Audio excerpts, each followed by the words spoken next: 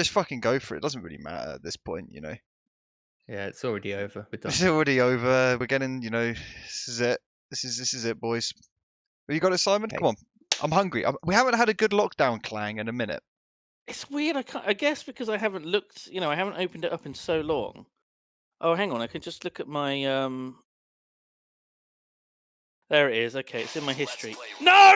Oh my God. Can you just download the? Can you just like? Can we? Could we Can do you this buy a in more vinyl record of professional it? way? Yeah. Can we? Can we get a vinyl record? I think we know the answer. We can't be more professional. Okay, here we go. There we go. I didn't Oh. hear any of that. I heard the lead There we up go. and like the echo out. Oh, okay. How was that? Was that good? Great. That Did we was get That was great. great. That was yeah. That I was messed it great. up so bad, boys. I messed it up did. so bad. we're And in joined. front of your guest. It's funny as your guest as well. That is really. You were like all clammy when you shook his hand. You like tripped a little bit on the stage. You said like you spat into my mouth a little bit. Swallowing my shirt, spitting on your face. You went in for like a Yeah. kiss, and like Oh. you know, he went I for like misinterpreted the situation. you left like your flies half mast. Oh, it's Yeah, I don't mind that. That's fine. yeah. That it's is. a typical greeting, really, isn't it? It's the new lockdown greeting. But no, we're joined by Tommy B, beautiful editor in chief, beautiful boy. Hey. Tom Clark will be with us in some weeks, but he's got a wacky sleep schedule at the moment. I think lockdown has ruined his sleep schedule. Yeah. So he will be back. But I figured what better way to fill in for Tommy C than with Tommy B, you know. One up the alphabet. Yeah, You're already confused. You're already confused with Tom. Yeah. You're getting the names Yeah. fucked up. I Oh mean, my God. I realised today that I've had Tom Clark's name misspelt in my phone Do you have since an E on it? I had an E on it. I've had that in my phone for 6 For years. God's sake, he hates that. He hates that. He hates that so much. Oh my God, I can't believe it. I can't believe. I just feel so bad. Yeah, who's Tommy I A? know. We don't have a Tommy A, do we? No, I think don't. that will be the alpha. A will be for alpha. that's true. Yeah. So how you doing, Why Tommy doesn't- B? You all good? Why doesn't the larger Tom, Tommy A, simply eat the other Toms? Well, like assimilate. We need a mega Tom. Yeah, we need to assimilate into the Toms. It's kind of like all the Toms in Spore, one isn't it? Tom. You know, like at the beginning of Spore when you're like a little germ and you just eat another germ and then you like grow bigger because of it. Ah. If you ate Tommy C, what like new appendage or new body part would you grow because of it? Well, I need to grow his beard. Clearly, it was Oh. lockdown, right? So I thought, let's give facial hair a go again. I've tried it once before when I was in the office, and it's just an embarrassing fuzz. But now no one's going to see me, so I think a lot of people are just like, let's just see what happens. How's it And going? well, the stash ain't too bad. Let me draw No. a diagram as we've got this here. Yeah, you've always had a pretty good Yeah. moustache, I feel like. Your moustache Like game it- is good. It kind of runs in the fact. My granddad has had a moustache since he was a child back in the World Wait, Wars what? II.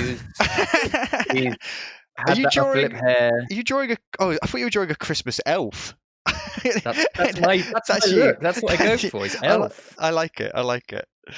And I'm like happy. Hey. Okay, so and my hair's sort of like brown. Can you do this in like So- red? Can we get like a large red marker so we can see like the hair for zones? where my hair is? Yeah. Okay. Oh wait. So I'll draw my hair in red. Yeah. Okay. Oh, I need a neck as well. Hang on, because that's important. I mean, I took a selfie instead to Oh show- no. And I have a beefy Adam's apple. Like, come on. You do have a big Adam's apple. No, I don't at all. You But do. I You're wish I had very one. strong. Simon, you're so clean shaven. What the fuck's going on?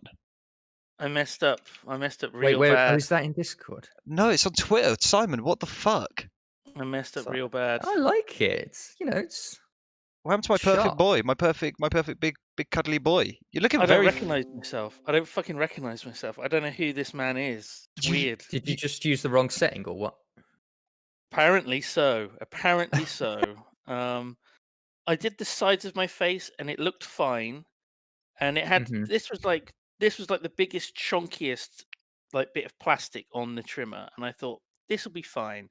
And Gotta then be. I did it from like the Adam's apple up to the Yeah. chin, and Yeah. just a massive chunk of Oh. beard came out, and I was like, Oh. "Fuck!" No. Oh, that's Well, why. how are you actually? What's the professional way of doing it? Because I've seen some people who the way that they trim a big beard is they get bare clippers without anything on the top, and they just like What, freehand brush it? against it. Yeah, they Oh just my like God. let's freehand it. I'm an artiste. I'm a beard artiste. Let's just Oh like my god. That stroke it around. feels That like always seems- fucking baiting disaster. I know. Oh my But I mean, like, if so you're if you're a professional beard trimmer, I think it's cool to do that. If you're just Sure. a pleb at home, maybe no. Maybe no. yeah, I think you look great, So- Simon. I feel like you look great. very sharp. Thank you. That's very kind of you. No, honestly, that you look It's Carly. you in the look really background. young. That's really real Ah. blast from the past, Simon. Looking Yeah. great, bro. I'm 32 years old. Nice. All right, Tom, talk us through your beard woes, your All beard right. issues. So the only issue I have with my mustache is that it grows out a little bit, right? But like the mustache is there. It's a strong Like, moustache. it's all right. It's a strong grow- moustache. By grows out. What do you mean by out? Like like I'm guessing yours, like the hairs almost. Do they go flat against your lip? Like, do they grow down towards your lip? Because mine grow outwards. Oh, they've got like a bit of like velocity What? to them. Like like perpendicular to the voluminous. skin, like they're standing on end. Almost, yeah. Like, and they curl up a little bit rather than curl down. Maybe your mustache is frightened. Maybe it's trying to get off my face. Have It's you like, had don't do it. Have you had a conversation with your moustache about this? Have you? I haven't he- sat it down. No, Is he okay? Does he need he's a friend? clearly not. Yeah, maybe. Okay, And then so- here around the edge, like the jaw line and under, like the neck beard, that's all right. It's there, right? Yeah. And where? So okay, so And yeah. so this is okay. And then the cheeks, Right. bit more speckled. Not that great, but there's something there. It's locked down. It's locked down. I Yeah. think that's fine. Yeah. Yeah. And then I got a little soul patch there, Oh. but this That's- the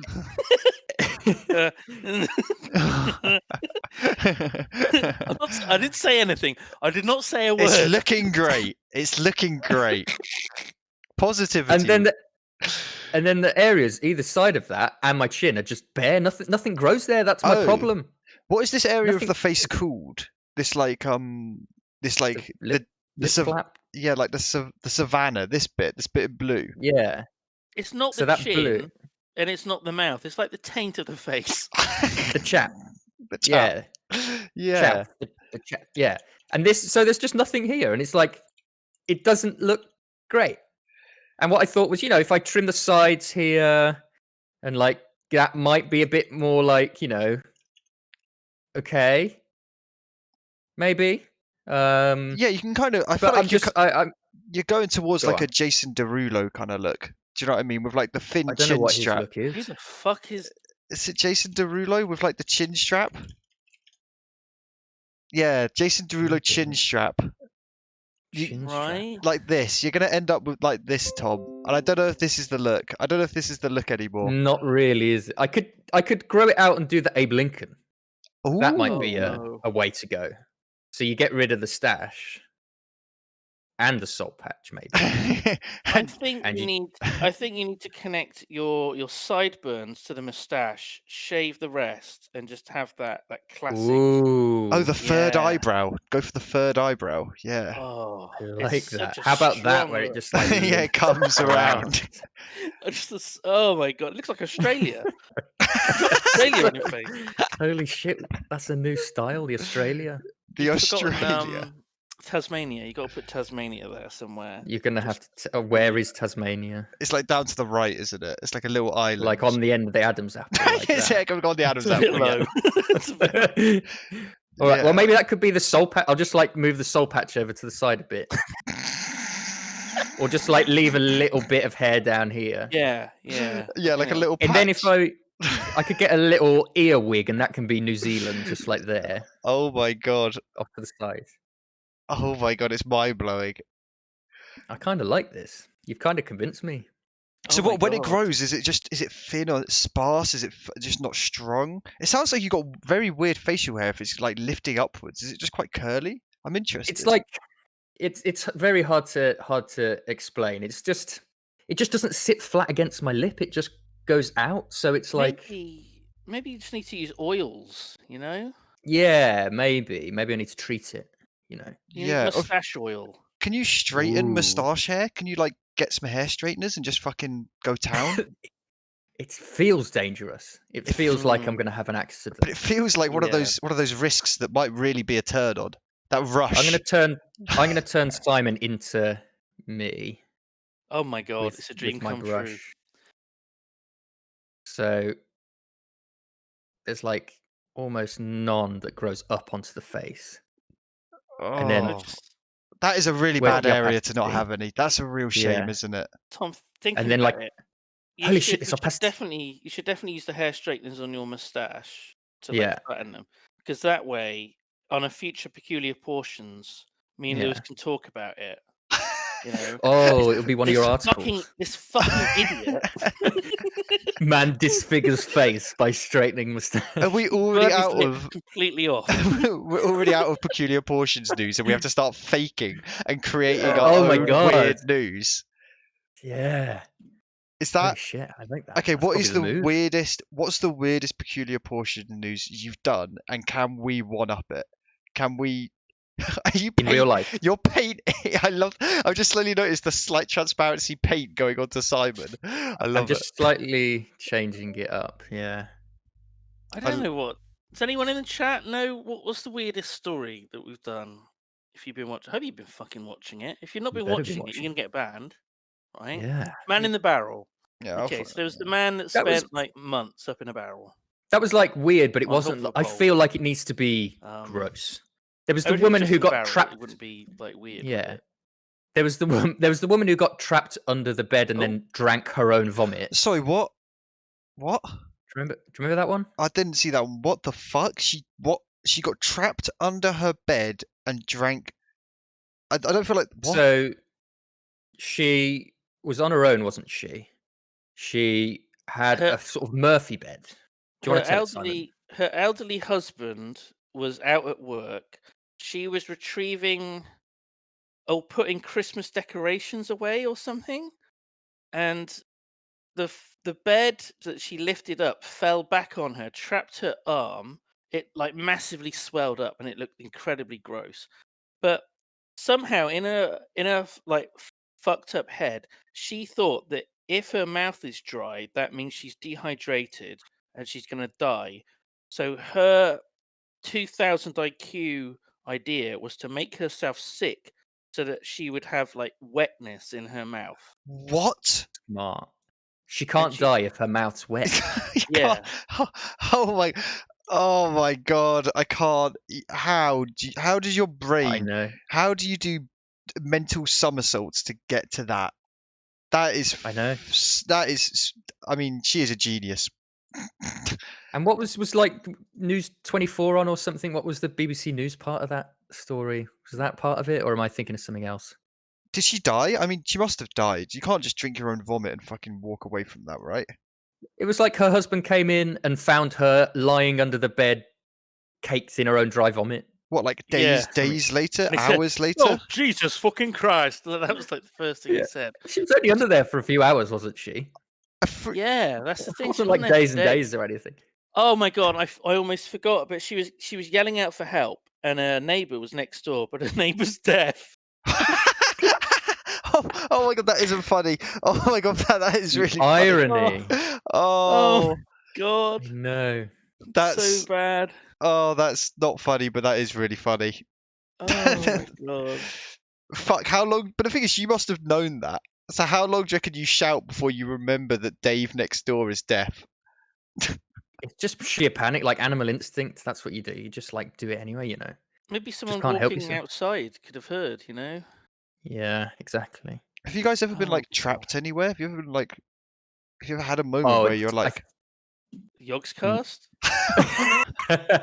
Wow, is this a support group for people trapped in the Yogscast? Oh. Barry's got us beat. He's like, I was a little 15-year-old boy. I was bundled in a really inexpensive steak restaurant attached to a hotel. That's true. That's true. Holy shit. Yeah. It's like my worst nightmare getting trapped. When I was a kid, like caves were the worst place. I would never go into it. You know, when you go on trips to caves, Oh. that thing. Couldn't do Yeah. it. Couldn't go into a cave. Oh fuck! There is something I feel like it's the natural part of my brain that says, "Don't go there. You'll die. That's how you're gonna die, Harry." Like, Yeah, exactly. It was all the thing about it was just above my head, stuff that's above my head coming down on me. I just couldn't Oh my couldn't god. handle it. I don't feel I like mean, I've. just saying that is I don't like that. I don't like Yeah. that. Oh fuck. No. Now I'm thinking about like, what if the ceiling just collapsed on me? It, Oh, it does. Jesus Christ. Sometimes it does, Simon. You know, Oh a lot of my people. God. Sometimes. A lot of people have gone that way. It's pretty sad. Oh my god. Have you ever thought about those mine shafts that just houses fall into? How does Sinkholes sink? and How stuff. do sinkholes work? I don't get it. How do sinkholes? Well, isn't it just they've mined out the land underneath and a house has been built on top, and then How does that? the house falls through? How do I you think get? it's to do with different kinds of rock and how water collects inside different kinds of rock. And yeah, over time some of the like dirt just slowly like dissipates through yet other kinds of rock that leaves like a pocket, just an empty void when the water drains away. And then it's just a moment of time until just everything will go down. And we could be on top of one right now, It's three of fucking. us, It's three different terrifying. sinkholes. I hate it. I mean, it would be I think that. them- That is the worst way to go. That is the worst way to go. it's The that ground. moment where Oh my god. Yeah, you go. feel something going off. It's that moment of confusion where you're like, I don't quite know what's going on, and suddenly the world outside starts to move upwards, and you're like, and then you're in a hole. Fuck. Your whole house is just collapsing on you. The ceiling falls on you as you fall, which means the ceiling never quite hits you because you're falling forever. Oh my god. Oh my god. It's I did kinda- think that the kinda other day. deep. What if like if you looked out the window and the earth like moved down as if your building had taken off into space? Like a Like, spaceship sized building. like the Building sized movie spaceship. Up or the end of Bad Taste. Was it Bad Taste? Fucking bad taste. Yeah, it was, yeah. Oh my Where the god. house goes off into space. Classic So Peter good. Jackson movies up there with the Hobbit movies. Honestly, Bad Taste is one of my favorites of all time. Just I love the basically. Do you know anything about Bad Taste, Harry? No. I'm all ears. I'm all ears though. So, Bad Taste was a film that Peter Jackson made, his first film, over the course of like 4 years with his friends from work. Okay. And it's a story of like some alien investigators, one of which is played by Peter Jackson, visit a New Zealand town where these aliens were supposed to be landed, and the aliens are there, and they're sort of farming humans for fast food. But Okay. he made it with no money, no nothing. The shape of the alien head was like it was that shape because that's what would fit into his mom's oven. Amazing. Yeah. It's all practical effects. Oh my god, Yeah, the aliens and- look amazing. Yeah. I think the best part is when Peter Jackson's character is Derek. He falls like off a cliff, cracks his head open, and he comes to, and he realizes that there's just the flap of his skull is coming up and down. His brains have spilled on rock, and there's like a seagull eating parts of his brain. Oh Yeah. my god. Wait, is it like a dark comedy? But Because that it's a sounds splatter comedy. Yeah, it sounds kind of funny, but that also sounds horrific. It's supposed to be funny. But I then he mean, grabs. the gore he- is so over the top that it's Yeah. ridiculous. It's my favorite kind of stuff. Oh my god. But then he grabs the little chunk of brain that's out, puts it inside his head again, and then gets his belt and puts his belt around his head to keep the flap closed. And throughout the film, whenever he finds more bits of brain, he just takes it, opens his flap, smashes it in, and puts the belt back around to keep Oh the my brain in his head. god, that's And, like, hilarious. if the belt comes loose, he's like all woozy, and he's like, oh, and he has to It's struggle crazy. to Yeah, reattach yeah. it. And oh my god, it's crazy. Brilliant. Yeah, that sounds fucking mental. Jesus. I love the design of the aliens though. They look fucking awesome. Yeah, it's very cool. I I feel just love all the homemadeness of it. It's all just come from, just whatever he could scrounge together and just made in his mum's house and back garden and stuff. So it's very cool. I say, have Yeah. you done much any filmmaking? I know you got a super cool new camera before lockdown hit, Tommy B. Yeah. Have you managed to capture anything cool? Because some of the images coming out of London and other major cities where the streets are empty and famous sites that are usually filled with tons of people are suddenly desolate was pretty fucking awesome. Yeah. I know. No, I haven't been out. I am the writer, director, and star of Coffee Ad. Oh, true. Coffee Ad is fucking good. Yeah. I don't know if where do people see that in the end? Was that on a YouTube or was it on Twitter? It was just tweeted. Yeah. Oh man, Simon, did you see Tom's Coffee Ad? Yes, yeah, it was absolutely fantastic. It's a good one. Thank you. It reminded me a bit of the Charlie Brooker's viral wipe that he did, where he filmed like stuff in his house. It's really good. It's so good. Is it?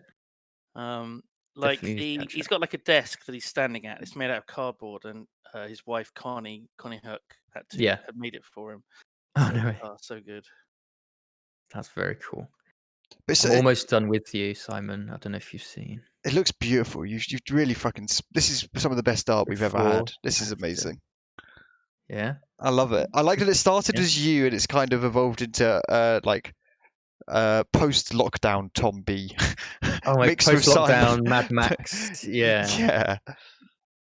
Actually, you having like a powder wig or something, like a 17th century sort of like wig. Oh no, wait, that's not going to work. Oh man, I'm gonna look like a judge or something. Yeah.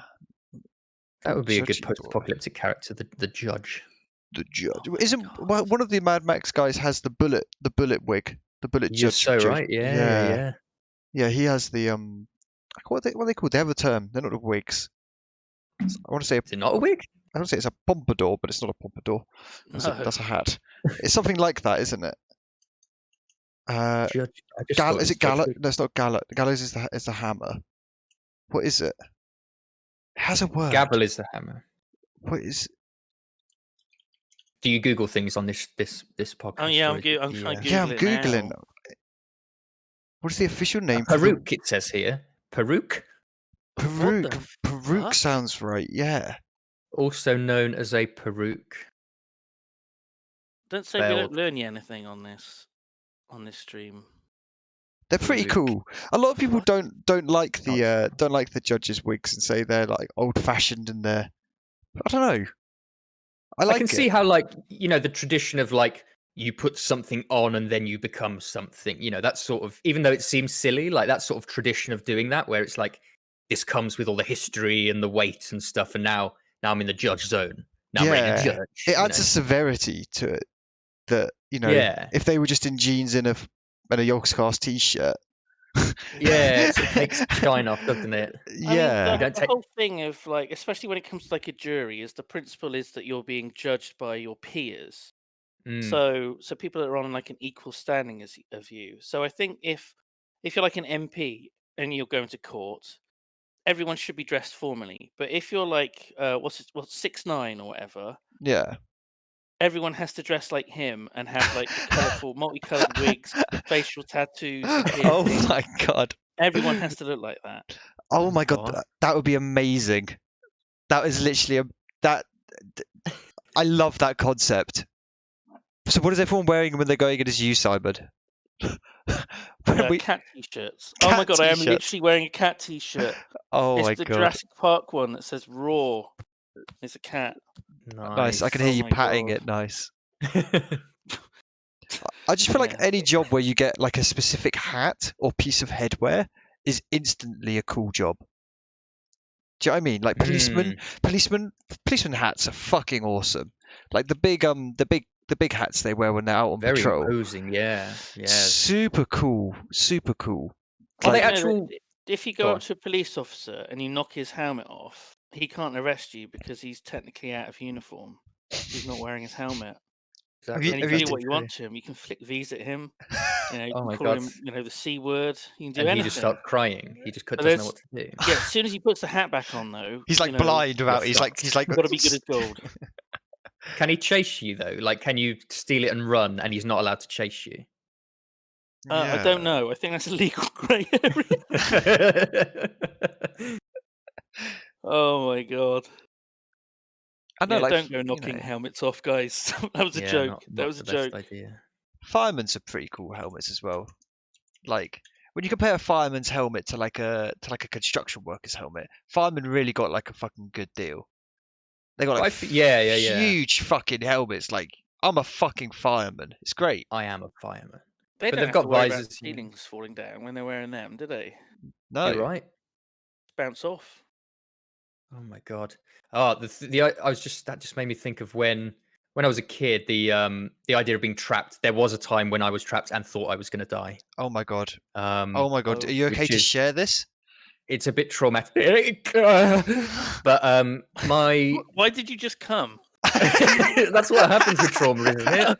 Right. That's my reaction to trauma. Every time I experience trauma, I feels like I'm coming. There was some weird connection made at some point. I don't know. But yeah, it was like my cousins. They had like a farm or farmland at least. Oh god. And they bought this petrol powered go-kart. So it's like a lawnmower engine with wheels and like a metal frame, basically. And God. so I'm sat in there. I've got the motorcycle helmet on because it's all safe and everything. Actually, they had two because they were in one. My cousins were in one, and I was in one, and it was a one-seater. And the idea was like, oh, we'll do jousting, okay? Oh so my God. we'll drive towards each other, and like it must have been some I can't remember what it was. It was just basically let's drive towards each other. How old were you?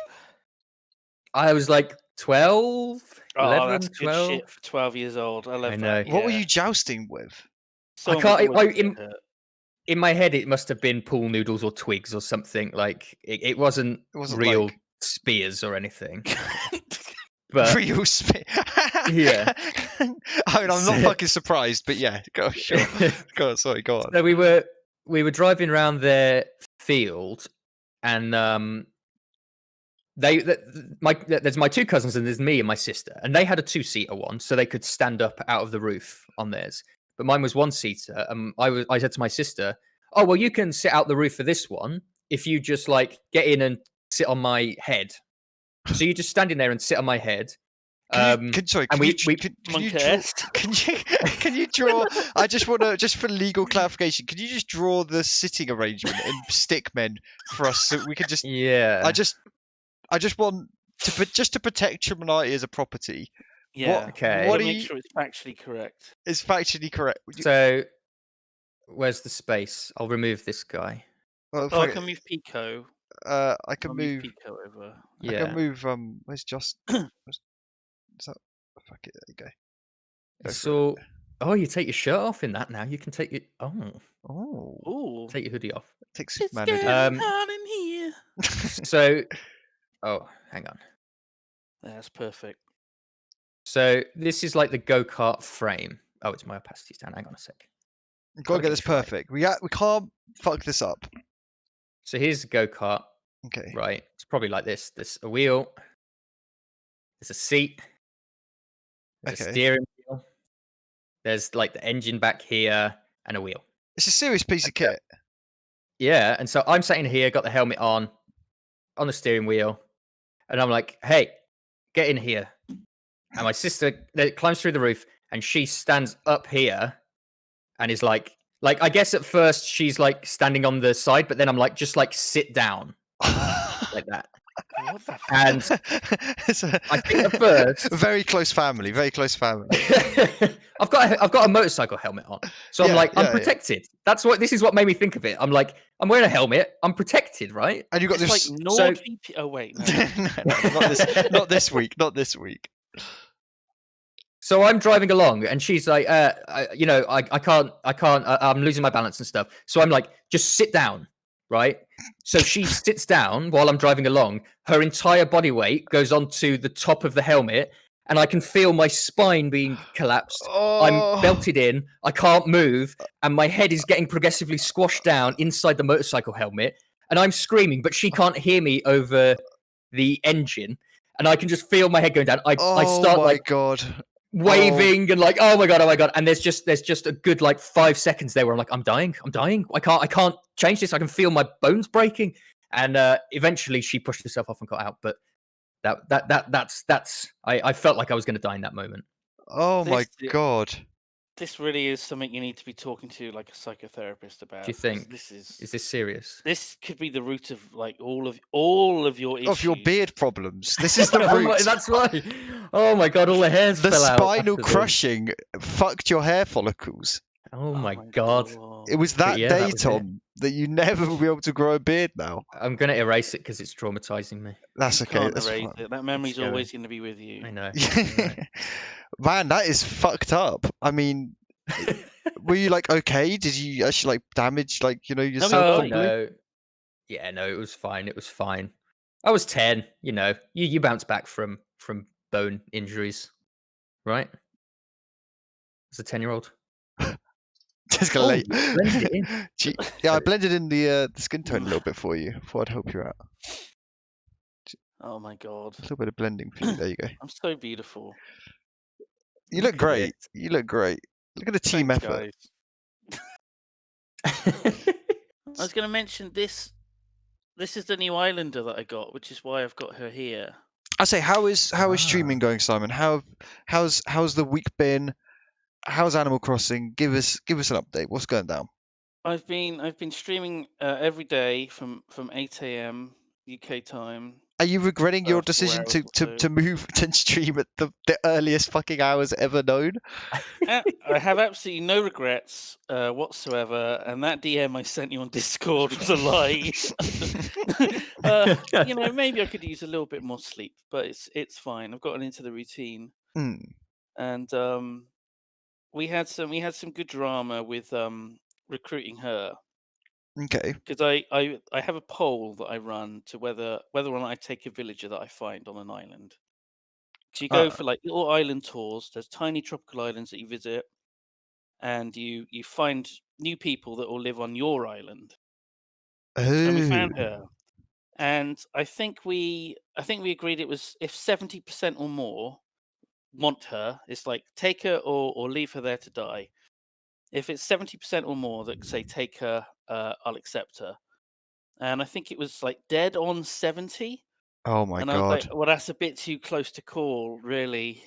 And I did another poll, and I was like, if this poll is exactly 50-50, I'm going to take her. Otherwise, she's going to stay here. And it had like 300 or more people voting on it. And it was 51-49. Oh my fucking god. But I took pity because they tried so hard. So many people voted, and I was like, It was "Do a you know really what? good effort. People want. It was a good effort, and I took mercy on her. Have you regretted it since? Has she been a good islander? Well, she's not going to move in for like 2 or 3 days or whatever. Oh, I forgot it's Animal Crossing. Nothing fucking happens. Nothing happens at any kind of fucking speed. Exactly. I spent the last 2 days trying to move the museum. So, Oh my god. fucking hell, it's ridiculous. Is it nice having a bit of like routine? Is that nice in the lockdown? Yeah, I think so. And interacting with people as well has helped. I say, have you found some good plebs? Yeah, and I mean, holy shit! I had that bug with Twitch that it wouldn't see that it wouldn't show people that I was online. But don't. It's the And I've had like most infuriating. I've had 3 times the viewers since that's been fixed. Wow. So ridiculous, absolutely ridiculous. Fucking awesome amount of support from the blebbies. Yeah. What lovely blebbies. Yeah, bless their hearts, and I'm having fun. I'm happy. So, I'm glad you're streaming. I'm glad you're doing lots. It's really good. Yeah, I think it's super cool. Awesome. Thanks, guys. No, I'm super fucking happy for you, bro. I think it's a cool thing to do. Also, it feels like Animal Crossing it feels like actually weirdly such a perfect combination of timings. Having lockdown, a great excuse to start it. Animal Crossing, a really fucking nice game to do it with, like a really chill stream game. It feels like a weird aligning of stuff. But the planets aligned, the stars aligned, the stars were right.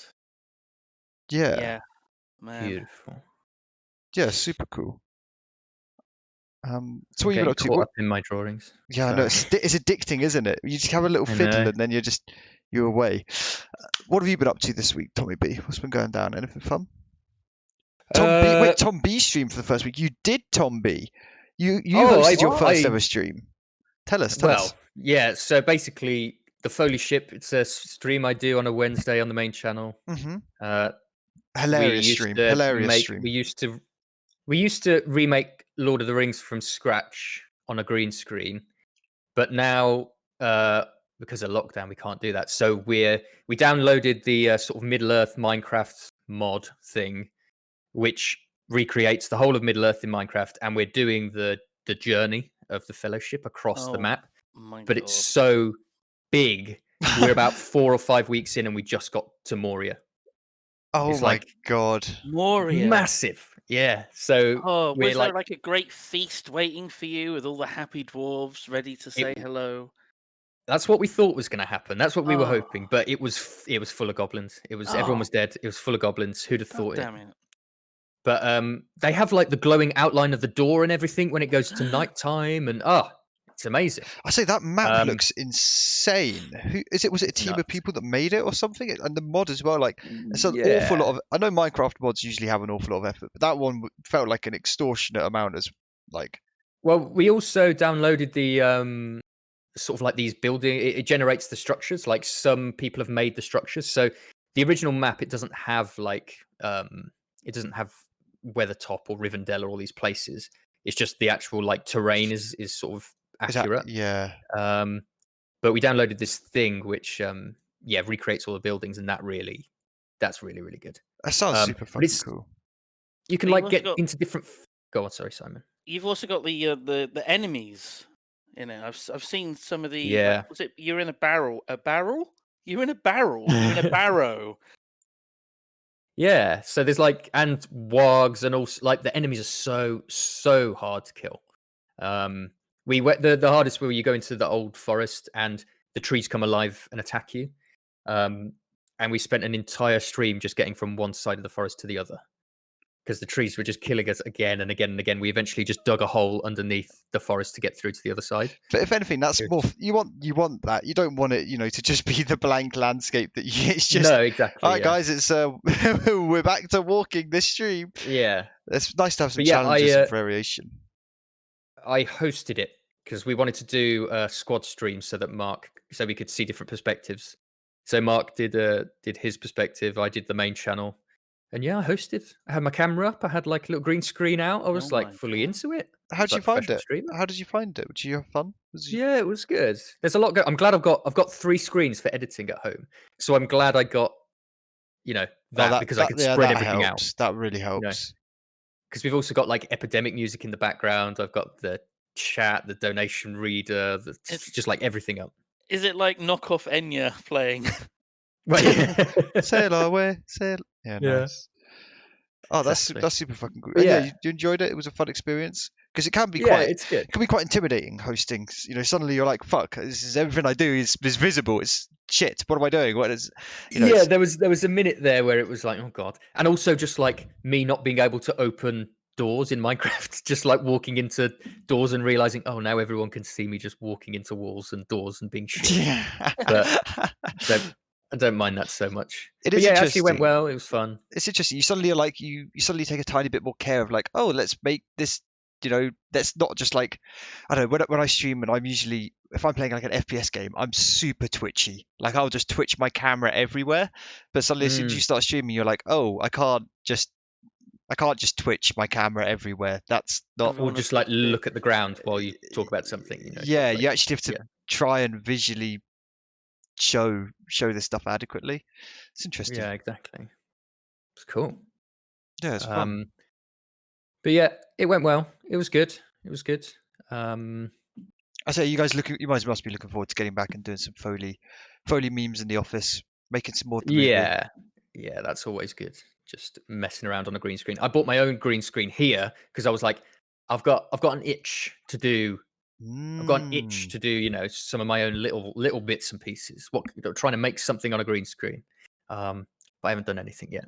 Because you're always plinking away and writing something. What's been going on? You had any genius Tommy B ideas recently, or you not want to leak them, don't want to share them yet? Yeah, well, why not? Let's come up with something. I need some ideas. So the one idea I had, because I've been watching a lot of bad taste style movies. I watched Reanimator last night, Simon. It Oh was my amazing. god! Yes, I loved it. So I was like, can I do something like that? The idea I had was, obviously I've got my flat and I've got a green screen. Yeah. So it's like, my idea is, right, there's a guy sitting on the sofa, he's just minding his own business. Some thing, entity, alien, ghost, spirit turns up and is like, you've been chosen. You've done this thing. You've been working very hard, and now you're going to be rewarded. You'll be able to see into the other dimension. And he's like, what? That's not me. And it turns out this thing got the wrong guy, but gives him this power anyway. And now he can see into some other dimension. And it's just Is a that way of just a like, filter on the camera when he it's gets just a back? dimension filter. Yeah. That sounds cool. I was just thinking, could you use because having a green screen is all good, but you need backgrounds, you need plates, you need things to go behind it. Could you use Yeah. video game? Is there like a way to? Could you use Doom? Like, could you get like some cinematic camera in Doom and have like fucking Doom backgrounds and shit? I I don't guess. know. Yeah. Oh There's Jesus! Do you remember when me and Lewis did I the? was. I would. That's yeah. Sorry, Oh go. my fucking god! Which So one? The Israel it That trailer. was, started that was because my first ever day in the office. No, sorry, my first ever visit to the office was you two filming that. I walked in and I was like, "What the fuck?" Oh my god, that was just. It's I so. wasn't It there was yet. supposed to be bad. It was supposed to be bad. Sure. So I saw Swifty did it. He's like the. Oh my god, that I don't know what he's classic doing now. He's video. playing WoW. He used to play Yeah. shitloads of WoW, streaming it, and he's like massively well built. He's Yeah, and he did this video where it's him against the green screen, and he's like swimming through like watery environments in World of Warcraft, and like riding a horse and running and doing all these poses. And I loved that, and I was like, "We've got to do our own version of this." And Lewis fucking loved it as well. So yeah, we ended up doing us with Minecraft backgrounds, and oh my god, it was just so cringe, but in a good way. In a good way. I've just. It was deliberately cringe. Yeah, it's great. I'm watching it now. It's so good. Oh my god. Oh my god, it's so. It's. Should we do another one? Something similar. It's Well, this is what I do on Foley every week anyway. Yeah. Oh my god. but Tom, the fuck difference around. is I think we were trying here. There's a sarcastic level of quality, and I think this was us trying, if I remember correctly. Well, the actual, I mean, you can come up with an idea for a sketch or a joke, but you have to like execute it professionally in order for it to look good. And then the joke comes across from how actually ridiculous it is. If it looked like much shitter, it wouldn't be as funny. It would just be tragic, you know? But oh my god. But as it is, it's so well done. It's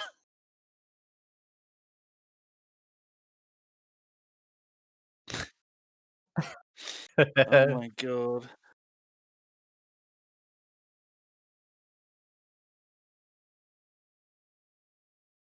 Lewis actually has that beard sorry, now as I well. muted myself to the fucking stream. I don't know how long I've been Oh, muted. fuck. I fucking muted myself. God damn it. So I was just saying, the bit where you knock through a window and fucking wave is classic. It's so good. And yeah, Lewis does have that beard. Oh my god. He's grown into it. Look how much oh my god. It's just look how dark his hair is. There are a few specks. There's a few bits of grey. Yeah. And just seeing me with the beard is just making me feel sad. It's not a real beard, but That's true. You actually fucking grew that beard in the end. Wow. oh my god. But yeah, I feel like you could make something like this. I mean, maybe Tom doesn't want to make something like this. I feel like you don't want to make something like this. Don't aim for this, or do. Yeah. Maybe. Who knows? I like your Yeah, idea though. A different dimension. Man goes to a different dimension. But it was just like, how can you get out of this world and into something else? And then it's like, or taking Does it Go on. happen randomly? Does he slides between the two realities? Well, or the idea do I you got was choose it? he feels sick and then he vomits up a ball, and that's when it goes into he vomits up a thing, and the thing that he vomits up is the portal. Like the vomit becomes a portal. Too weird? Right. So that portal is always there, and he can like walk through it and then enter this new reality, this other dimension. Yeah. Yeah. He can't like pick up the portal and carry it around, or Well, it's inside him. I'm imagining every time he vomits somewhere, that creates a new one. right. Okay. What happens But if if he drinks too much? Yeah, what happens? What happens if he vomits into a portal? Oh my god. Oh my god! Because I feel like that's the first. in a portal. That's the first thing you try, right? Is I vomit. A portal appears in my vomit. I instantly bend down through the. I just vomit into the portal. And vomit again. Yeah. Well, is it like just a back and forth? You just create another vomit inside there. You create another portal inside there, and you can just get back and forth between that. So that's how you get out. Yeah. If you need to get out of a situation, you just make yourself sick, and then you dive into the portal. It does sound a bit like Tenet. It does sound a bit like Tenet. I like the idea that actually he doesn't go to other dimensions. He goes to other versions of his room that are slightly altered or like yeah, it has to be like mirrored or something, or Yeah. with a filter, because Tom's limited. He can't leave the house. He's stuck there. So, but maybe there's like is this a wider commentary on lockdown, Tom? Is this a deep philosophical? Oh, it could be. Yeah, sure it is. Yeah, exactly. He's trying to escape, but he can't escape, but he is escaped because it's about the mental freedom you find within yourself. Oh my god! Not about going outside physically. So deep. Do you know how to do like a dolly zoom, Tom? Yeah, it's kind of hard. Tom's literally like a fucking professional. Yeah, but I mean, it's one thing knowing that it exists. It's another thing being able to pull it off with the kit. Yeah. So you need to get a track and get someone to push it. You like that's the shot where you start zoomed in and your camera's far away, and then you push the camera in closer, and as you're getting closer, you zoom out, and the background all distorts. Or the inverse, I guess. Or vice versa. Yeah. There's the famous one in Jaws when Roy Scheider. Not Schneider. Scheider. Roy Scheider sat there and he thinks he sees the shark. Maybe he does, maybe he doesn't. But it does that moment of like that panic in his face, and then there's that zoom into him. But like what if it's like you can have like down like a really short corridor in your flat, and you can make it look like wide, longer, with like effects, just like in camera effects, not CG. I mean, what's stopping you? Why not just use CG? Just fucking CG it. Oh, CG yourself. Oh my god. I like the idea. I've thought about CG, but it's just too intimidating. I can't learn. Yeah. I can't learn an entire thing like that. I like the idea of having some doors open to other doors that are doors in the flat. Do you know what I mean? Do some door fuckery where you open a door and it doesn't go to a room that you expect. Like simple stuff like that is scary. Something you can do editing. Just setting up the same perspective and just going again. It's kind of fun. I know. I like the idea of him being trapped in his flat. Equally, you could just do simple prop things or simple color editing and make stuff a bit weird. Like. Well, the other thing I want to try is like, can you make like a creature? Get some like modeling, like actual physical creature. A picture oven. Exactly. I just want to try it. Like, I've always wanted to try that, doing like practical effects. Could you do some like shadow puppetry for creatures? That's pretty low budget kind of stuff that can honestly look pretty with like the right grading and color correcting. That could look fucking amazing. Yeah, David Lynch does that, and Nosferatu as well. You can have just the spooky shadow creeping across the wall. There's oh my god. Okay. It's a bit difficult to do if it's just you though. That's the thing, yeah. Like it can't be you sleeping and then the shadow goes over you unless you have like a series of like machines. It'd be like Macaulay Culkin in Home Alone, where you get the cardboard cutouts on like a Scalextric, like a fucking Rube Goldberg machine. You fucking press record on the camera, put a marble in the marble run, and go sit on the sofa for the shot. So that sounds like a better movie. Or Mousetrap, and then you can do that, and then you can also like have a dolly track as well. I really like the effect that Films used in the shipping receiving video, I think, where they like projected the thing they were meant to be watching over them as if the light was like bouncing on them. But that could be a good one of like him watching scary movies and the monsters of that being in the, do you know what I mean, being in the film through that. I always thought that was a Yeah, really I cool do. effect. I do have a projector. I could like project Oh stuff my all over the place. god! What are we talking Yeah. about? Fucking shadow puppets for? You've got a projector. Oh my Tom's god! like, I've got this fucking projector. I'll just put a white slate in, and then I can do shadow puppets. It's perfect. Oh my god! I feel like you could do some really cool shit with projecting your own. Record yourself sat on a sofa, project that, then back over yourself sat on a sofa with yourself. You could do some really crazy like projection art. Out of body experience sort of Yeah. effect. Oh Yeah. man. Yeah, fuck. I Okay. really like projector idea. Projector idea sounds really good for getting some like ethereal monster weirdness. Just do a ghost movie. You know, you're Mm. in a haunted flat. There you go. Easy. That's nice and airy and bright and, Have and you, modern. have you seen any of the Bad Ben movies that are on like Amazon No, for free? never heard of Bad Ben. Oh my god, they're like insanely low budget. Like the first one, there's like I don't know 5 or 6 of these fucking movies now, but it's just Yeah. one guy that makes them. And it starts off with like the story is he finds a house on the market, he buys it cheap in order to like do it up and then sell it on, make a big profit. But the house has got like a secret past. But he thinks everything that's a ghost is just like kids fucking with him. Okay. So he ends up putting security cameras up to try and catch the kids, not trying to find any ghosts. And that core Right. concept was pretty strong. I mean, it's a Yeah. shame that the rest of it is not so good. Like at How one many of moment these did you watch? he finds a Bible and he throws it out, right? Which is That's not the best blasphemous. thing to No, you do. don't do that. You know, Bible quotes are coming later. Yeah, soon. But he finds, and this Bible is like, God, it's like A3 size or something. It's giant. It's this Wow. big fucking thing. And if this was like a real actual Bible and not like a prop or whatever, it would be worth thousands, right? And he just chucks it out. He just chucks it out. It's a funny moment in the context of the film because you're like, are you fucking kidding me? There's a reason why the Bible's in this house. But yeah, So there's the Bad Ben universe. How many of the these are there? Batman cinematic universe, yeah, is a thing. I found There's- 7. Bad Ben 7 here, The Haunted Oh Highway. fuck me, 7? Yeah. Fucking hell! Are you kidding me? Hang on, I'm Oh just my reading. god! Tom There's Riley also has a. prequel.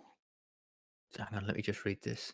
Tom Riley has a new job now as a rideshare driver for the drop you off service, and the strange new experiences he has driving his clients on Halloween night 2019 are all captured on his dash cam, body Oh, cam, genius! and surveillance cameras. Fucking genius!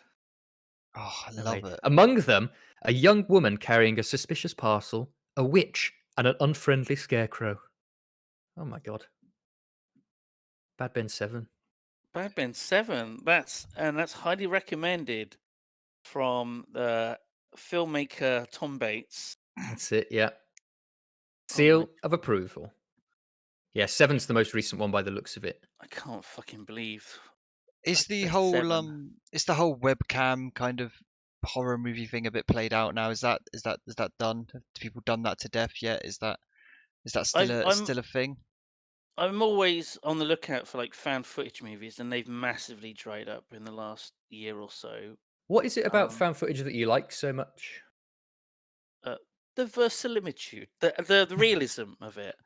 That it Right. feels like it's much easier to suspend disbelief and accept that what's happening is real. I mean, because it just adds that, you know, oh, you just buy into it so much easier. Yeah. The And thing that I think it does like most effectively is that I get the same feeling when I play horror games, which is like it puts you as in front of the horror, like the characters are almost like behind you. Like a normal horror movie, you see the characters and you see the horrific thing and they're all together, but a found footage is the character holding the camera, so you're going to be you're seeing it first. It's right there in It's front of more you. of a There's nothing first in person between. experience than a third person Yeah. experience. yeah. But like, what's the best found footage movie for you then? Because I haven't seen that Jesus. many. Oh god, I don't. Because Because so many of them are fucking terrible. That's the problem. Yeah. Have I told you about when I saw Paranormal Activity for the first time? Don't think so. Because that was like, obviously at the time it was all the rage. Everyone was going crazy for it, saying Yeah. it was terrifying. And at that point, I think I was 18. When did it come out? And I actually wasn't into horror movies until around then anyway, 17, 18 years old. I was like super terrified of everything. When I was a kid, I had The Nightmare Before Christmas, and I was afraid of the cover of the VHS. So scared that I buried it in the bottom of my wardrobe because I couldn't even look at Jack Skellington on the front. It was just terrifying. That's So I'd never fair. go That near is horror fair. movies. That is a scary fucking cover. It's a really fucking scary cover. Actually, the most horrific thing in my childhood was the head in Art Attack. Oh, Did you ever watch Art What? Attack? yeah. Fuck Yeah. that one is a creepy one. Oh, horrific. I don't But blame I you. watched Paranormal Activity. It was back at my parents' house, and we had a projector then, and we had like converted the garage into like a little, the projector was in there basically, so you could watch films in there. So I had Holy the surround shit. sound, I had the projector, and I was on my own. It was, to be fair, like the middle of the day. So I thought, you know what, I'll try this out. I've heard Paranormal Activity's scary. I don't really like horror films, but I'll give it a go. So I sit there and I watch Paranormal Activity. It's a big screen. It's one of the sort of early like horror-y films I've seen. And there's in Paranormal Activity, there's obviously a lot of footsteps, bang, all the time. Like banging. That's it. It's just bang, bang, bang. Math P in the chat says, "Is that the one where they use a Luigi board?" Who was that? That's the Satan. That's the greatest comment ever. Amazing. Yeah. Oh, Thank Matt you, Matt P. HP. Sorry, Matt HP. Apologies. So it's all banging footsteps. This is the whole of Paranormal Activity. If you haven't seen it, is just banging footsteps. And they're lying in bed and they wake up and, oh my God, there's something there. There's a shadow and it's footsteps. Bang, bang, bang. I finished the movie. I'm like, man, that was pretty scary. Cool. So I turned it all off. I sure do hope I don't hear lots of banging footsteps. And I was in the house. I was on my own. And on the roof, I heard bang, bang, bang, bang, bang. And I shit myself. You know that feeling where your sort of blood runs cold, just like your face feels really hot. It's that feeling of, oh my fucking God, it's real. What the fuck have I done? Yeah. And I run into the hallway. And I'm like, where's this coming from? Where's this coming from? Bang, bang, bang, bang. Oh my God. Oh my fucking God, it's real. And then I run upstairs because it's coming from upstairs. And we're like joined to the neighbour's garage. There's workmen on the neighbour's roof, walking up and down, doing work. Oh, and those workers died 10 years ago. And that made you want to watch more horror movies? Question mark. There's some weird thrill. That's the thing with it. I don't necessarily like being scared, but the thrill of horror movies. Yeah. I do prefer I prefer horror movies that are fun to watch rather than the excruciating, horrible torture ones. Yeah. Same. Absolutely. Ones where people are literally being tortured aren't so cool. But ones that are trying to spook you rather than make you regret being alive. Exactly. Yeah. Or just question the human race or whatever. Yeah. I was gonna. I've got some recommendations though. Right. Oh yes, please. Thanks to Googling so that I remembered what fucking films I watched because I just can't recall. But VHS films, right? The VHS series, which is like anthology horror fan footage. Yeah. There's some of the segments are good, some aren't so good. But from VHS 2, there's a segment called Safe Haven, which is about a cult. So it's an Indonesian cult, and there's a news crew that are filming it. That one is absolutely fucking amazing. That's like one of the best fan footage things I've seen, and it's like 20 minutes long or something. And that's directed by Gareth Evans, who did the Raid. Yes. So is it very violent? It's a bit gory in places. Yeah. But it's a fucking ride because it's got this. It's what other Tom C goes on about, that there's a slow build up and then everything just goes completely fucking crazy, and it makes it worth it, the payoff. Okay. That's a good one. The other one that I really like, the film, is the one by Mark Duplass called Creep, and there's also a sequel to it called Creep 2, oddly enough. Yeah. But that's about a guy who hires a videographer to follow him because he is dying and he wants to leave like a series of videos for his son. Mhm. And there's like a character in it called Peach Fuzz, which is what I Yeah. called my island in Animal Yeah. Crossing. Nice, Um, nice. and me and Tom C have joked about that a lot because it's a fantastic movie. Again, that's got a slow build up. Mm.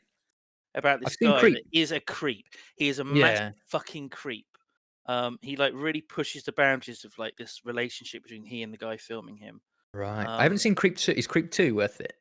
Creep 2 is quite good, quite good. The videographer is a woman who is like a badass, basically. Yeah. So she's like the things that Mark Duplass's character, which I can't even remember, the things that he uses to scare the guy in the first movie don't work on her in the second movie, basically. Oh, okay. Like really early on, she shows up to his house and he's like, "Okay, let's get started.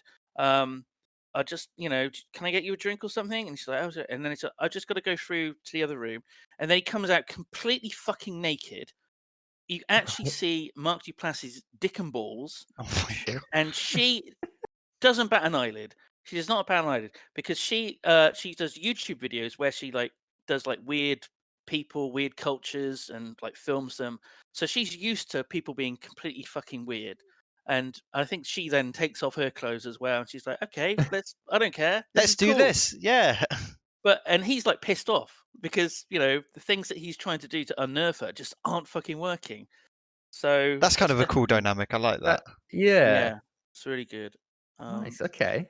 And Lake Mungo is really good as well. The Lake Australian one. Mungo. What's that? Yeah, yeah, yeah. So it's about a girl that's who's drowned, and they have it's like a documentary about what happened to her. Maybe her ghost is around. Her brother sets up cameras to capture the potential ghost. And it's really good. It's got a really good ending, and there's certain reveals, which there's twists along the way. There's not just one big twist at the end. There's like a few things along the way, and it's a really quite depressing watch though. It's It's a a, I'm bit just less fun, I'm just looking. it's It more looks emotional. fucking Mm. sad. It looks really sad. But it's a solid one in a subgenre that has so many shit films. Mm. Yeah. So yeah, Right. that's my recommendations. Okay. Very good. Thank you. Fucking awesome. Um, I say, Tom, you said you'd been watching some movies this week. What have you been checking out? What have you been snooping? What's the digest? Or should we go on a quick um, break? No, well, let's have a quick break and then we'll sure. bust in to Tom's Movie time. movie time. Should we do that? Yeah. Movie Let's do time. that. We're just about movie time. Yeah, let's do that. We'll be back in 5-10 minutes. We're just gonna run some ads and then we'll be here to do some Tom movie time. See you guys in a bit. See you in a bit.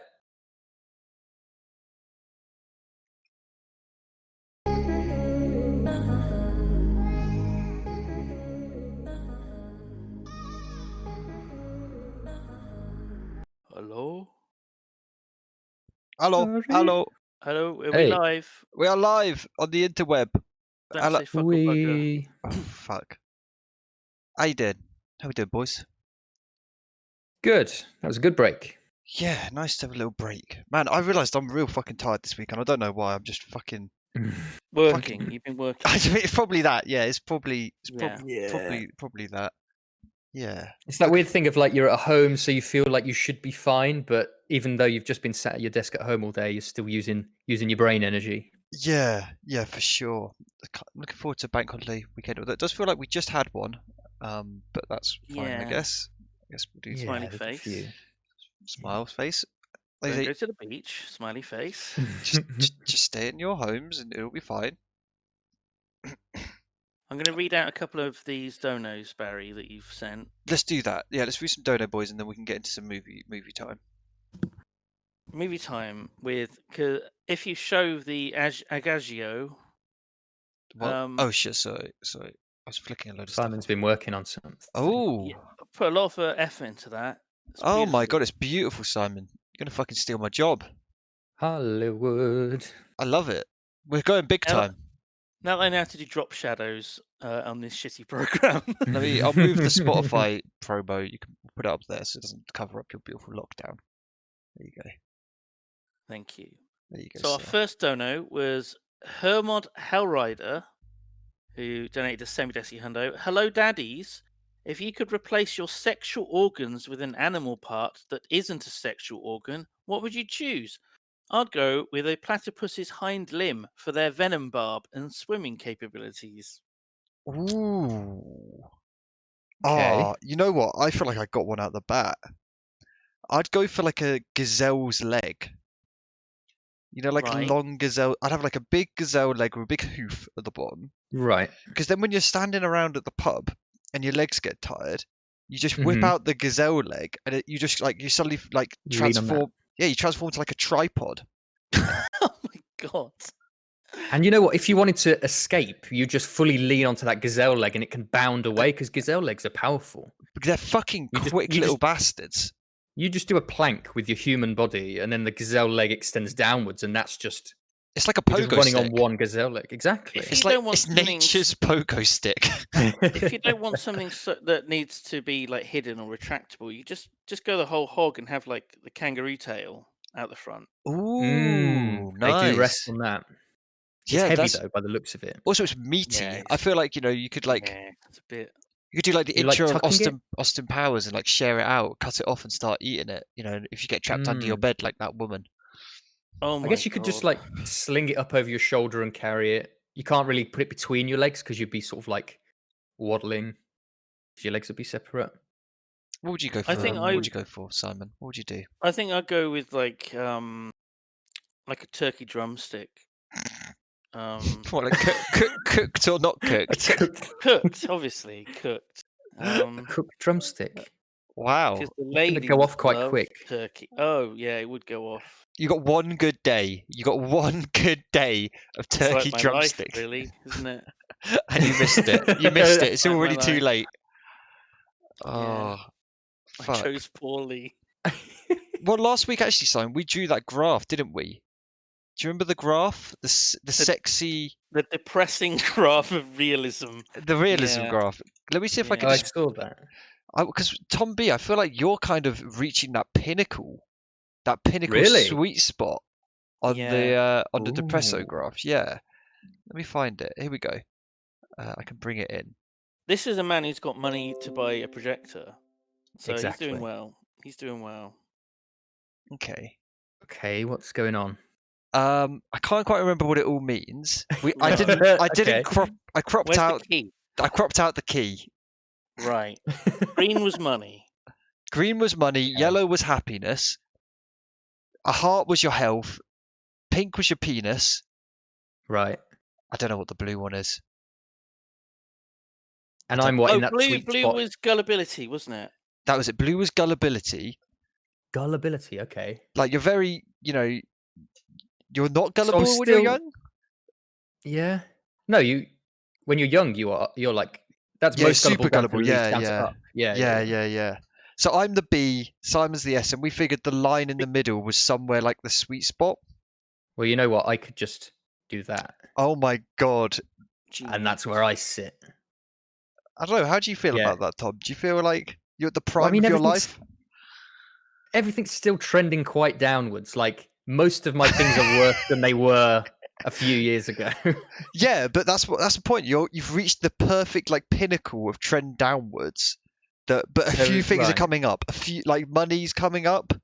You've reached a nice point of gullibility because it's I quite low. kind of feel like 30 is kind of probably a pretty good point in life. Do you Like I haven't feel- got do you feel kids, I good? haven't got a Yeah. mortgage. I've got a job, which is nice. I'm pretty healthy, kind of. How's your You know, pee? yeah, I How's the From the willy? beard. My willy, it's definitely smaller than it used to be. Yeah. That Yeah. happens But to everyone. it's not as small as it could be. So That's or true. as small as it's going to be. Have you? So- Yeah. Yeah, I that's think nice. as you age, I think the dick gets smaller and the balls get longer. Oh right, okay. Well, it's gravity. It's Good. slowly dragging them down. Yeah. Ladies Yeah. love that though, don't they? That's Ladies what love they're into. long balls. Long balls. Got those long balls, huh? Yeah, I don't know. I feel like you are, Tom. You're at the prime. You're primed and ready. You're the I better perfect enjoy man. it. It was my birthday like last week. I was 29 last week. Holy shit, it was, God. wasn't it? Fuck, Yeah, belated so happy birthday. Yes. Oh, thank same. you guys. Did Oh, you? you all tweet. Thank you for your tweet. I did. I remembered. My Did I boy. tweet? You Oh, did. You no. did. Oh, thank God. Oh, yeah, I did. I posted a picture and stuff, didn't I? Yeah. Or GIF Oh, or something. thank you. How do you feel Oh, about thank God. being 30 next year? I know you've just turned 29, but how do you feel about being 30 next year? It is a bit of a spooky one. It feels like the actual adult kind of It kind age. of, to me, 30 sounds like no real excuses for being a kid anymore. Do you know what I mean? I feel like you lose that. That's the The only excuse is that 30 is the new 20. You know, people are living longer. You can push things back a bit, right? Maybe. yeah, sure, yeah. People are pushing 43 is off. the new 32. Is it? Yeah. Damn. So Yeah, we've that got, one- we've got To shave the beard off. That one hasn't quite. Yeah, you shaved a bit. I don't know. 30s. It's quite. I mean, it's like I always think about it when you were a kid. How did you think about people at certain ages? Do you know what I mean? That's the Oh, perspective. but I thought people who were 1 year older at school were like, because I was thinking that if you think back to when you were in year 1, year 2, and you saw a year 6, they were like Grown-ups, twice, pretty much. 3 times the size of you. Yeah. Like Yeah. just They the had difference beards. of a few years is like, yeah, they did, yeah. They had beards. They had mortgages. They had fucking mortgages. Times have changed, man. Kids these days, but they were like physically double your height. But I feel like So, walking around and grown-ups just, get it. when you just see random people, I feel like guessing their ages has gotten just so much harder. I look at like a man and I'm just like, are we the same age? Are you older than me? Mm. How I should I look at you and feel good or bad about myself? And I just your beard, I think, hides your age it does more. considerably, yeah. Yeah. If I went beardless, which I don't think I will ever do again, I would look I would look 24. And no one wants that. No one wants to be 24. No, jeez. It's that thing that, like, if you look at athletes or like footballers, they can be 21, but they're so chiseled that you just can't pin them down. Have you seen that? If you get a Yeah. footballer who's like 22, he could be 35, 80. Like you can't pin him down. No. What's that subreddit? 13 or 30, isn't it? Where they post What? pictures of people and you can't tell whether it's like a kid or whether it's an old man. All right, Like there are some people that just can you grab us one and disappeared. put it in, and me and Tom will try and guess. Oh, for Okay, fuck's yeah. sake. It's This doesn't opening Reddit. work. It's opening one Reddit. Can I drag a picture into Just copy and paste it. Just copy and paste. Right, okay, let's look at top Yeah. this week. You're just gonna Okay, post not that fucking him. picture you tweeted. Just don't put. Just. Okay. All right. Let's see. Copy image. Let's just check. Oh. How big is this going to be? It's fine. It can be big. We can delete it. How do I put it above everything? I just drag the layer to the top. Oh fuck. So this is Lewis Mhm. Capaldi. He's a Mhm. famous singer. Is he Yeah. 13 or 30 years old? He's quite young, isn't he? Actually, he's not 13 though. Yeah, he's not 13. Oh, Although he doesn't look 30. I would never have guessed 30. I think I would have guessed 21 if I'd have seen him. He's 23. He's 1 year younger than Barry. Wow. Fuck. But he looks like he's either 10 years older or 10 years younger, both simultaneously. Yeah, it's weird, isn't it? What are the key factors that are making us feel like he's older than he is? He's got the sad eyes. He's got sad eyes, Sad like eyes. he's seen life. Sort of scruffy, longer hair, like. Yeah. Although that Is can be, that a that could teardrop? also be quite kiddie. Yeah, I think that's what I mean. That's like to Oh. me is younger. I think the hoodie makes him look younger. Like if he was in a suit, maybe Yeah. you'd be like, oh, I feel like you could just clean shave any man, and then the age is so fucking impossible to tell. yeah. Yeah. Oh my god. Okay, this is a good one. This is a good one. So this is an actor. He's not a well-known actor. Stephen Anthony Lawrence. Oh, he Oh, fucking he is Beans. He's Beans Even and Stevens. yeah, Beans and Even Stevens.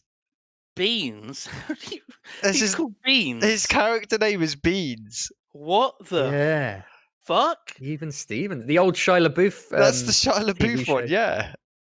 Called Beans. Yog Beans in the chat. Got Beans in the chat, yeah. I feel like he should shave his beard off though. There's something unsettling about this. It says he's 29. Oh, Oh fuck, dude, that is a hard beat. that's tough. You should shave his head off. He should just he would Shave head look off he would look beard. fucking great with a shaven head.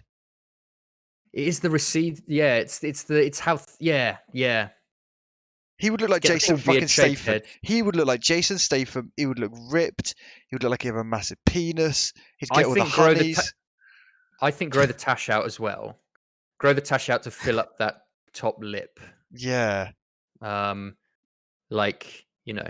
Oh man, it's Hang on.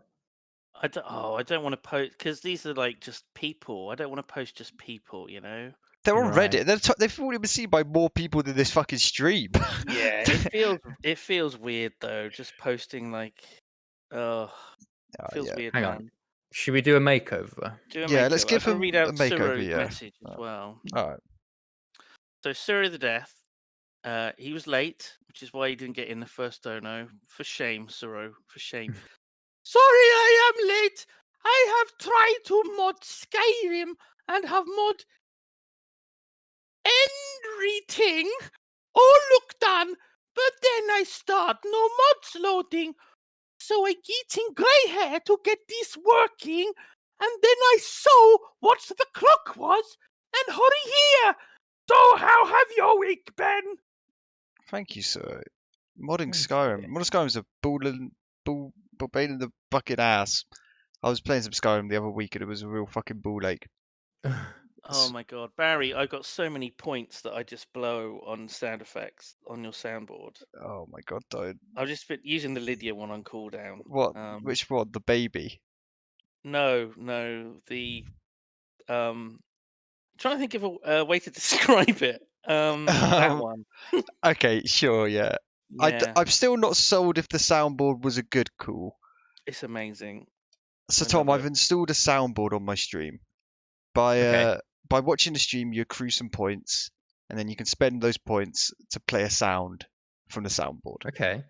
The sounds range from Simon saying "cunt" to Were these specially recorded or like? no, these are just fucking random clips from the Yogscast.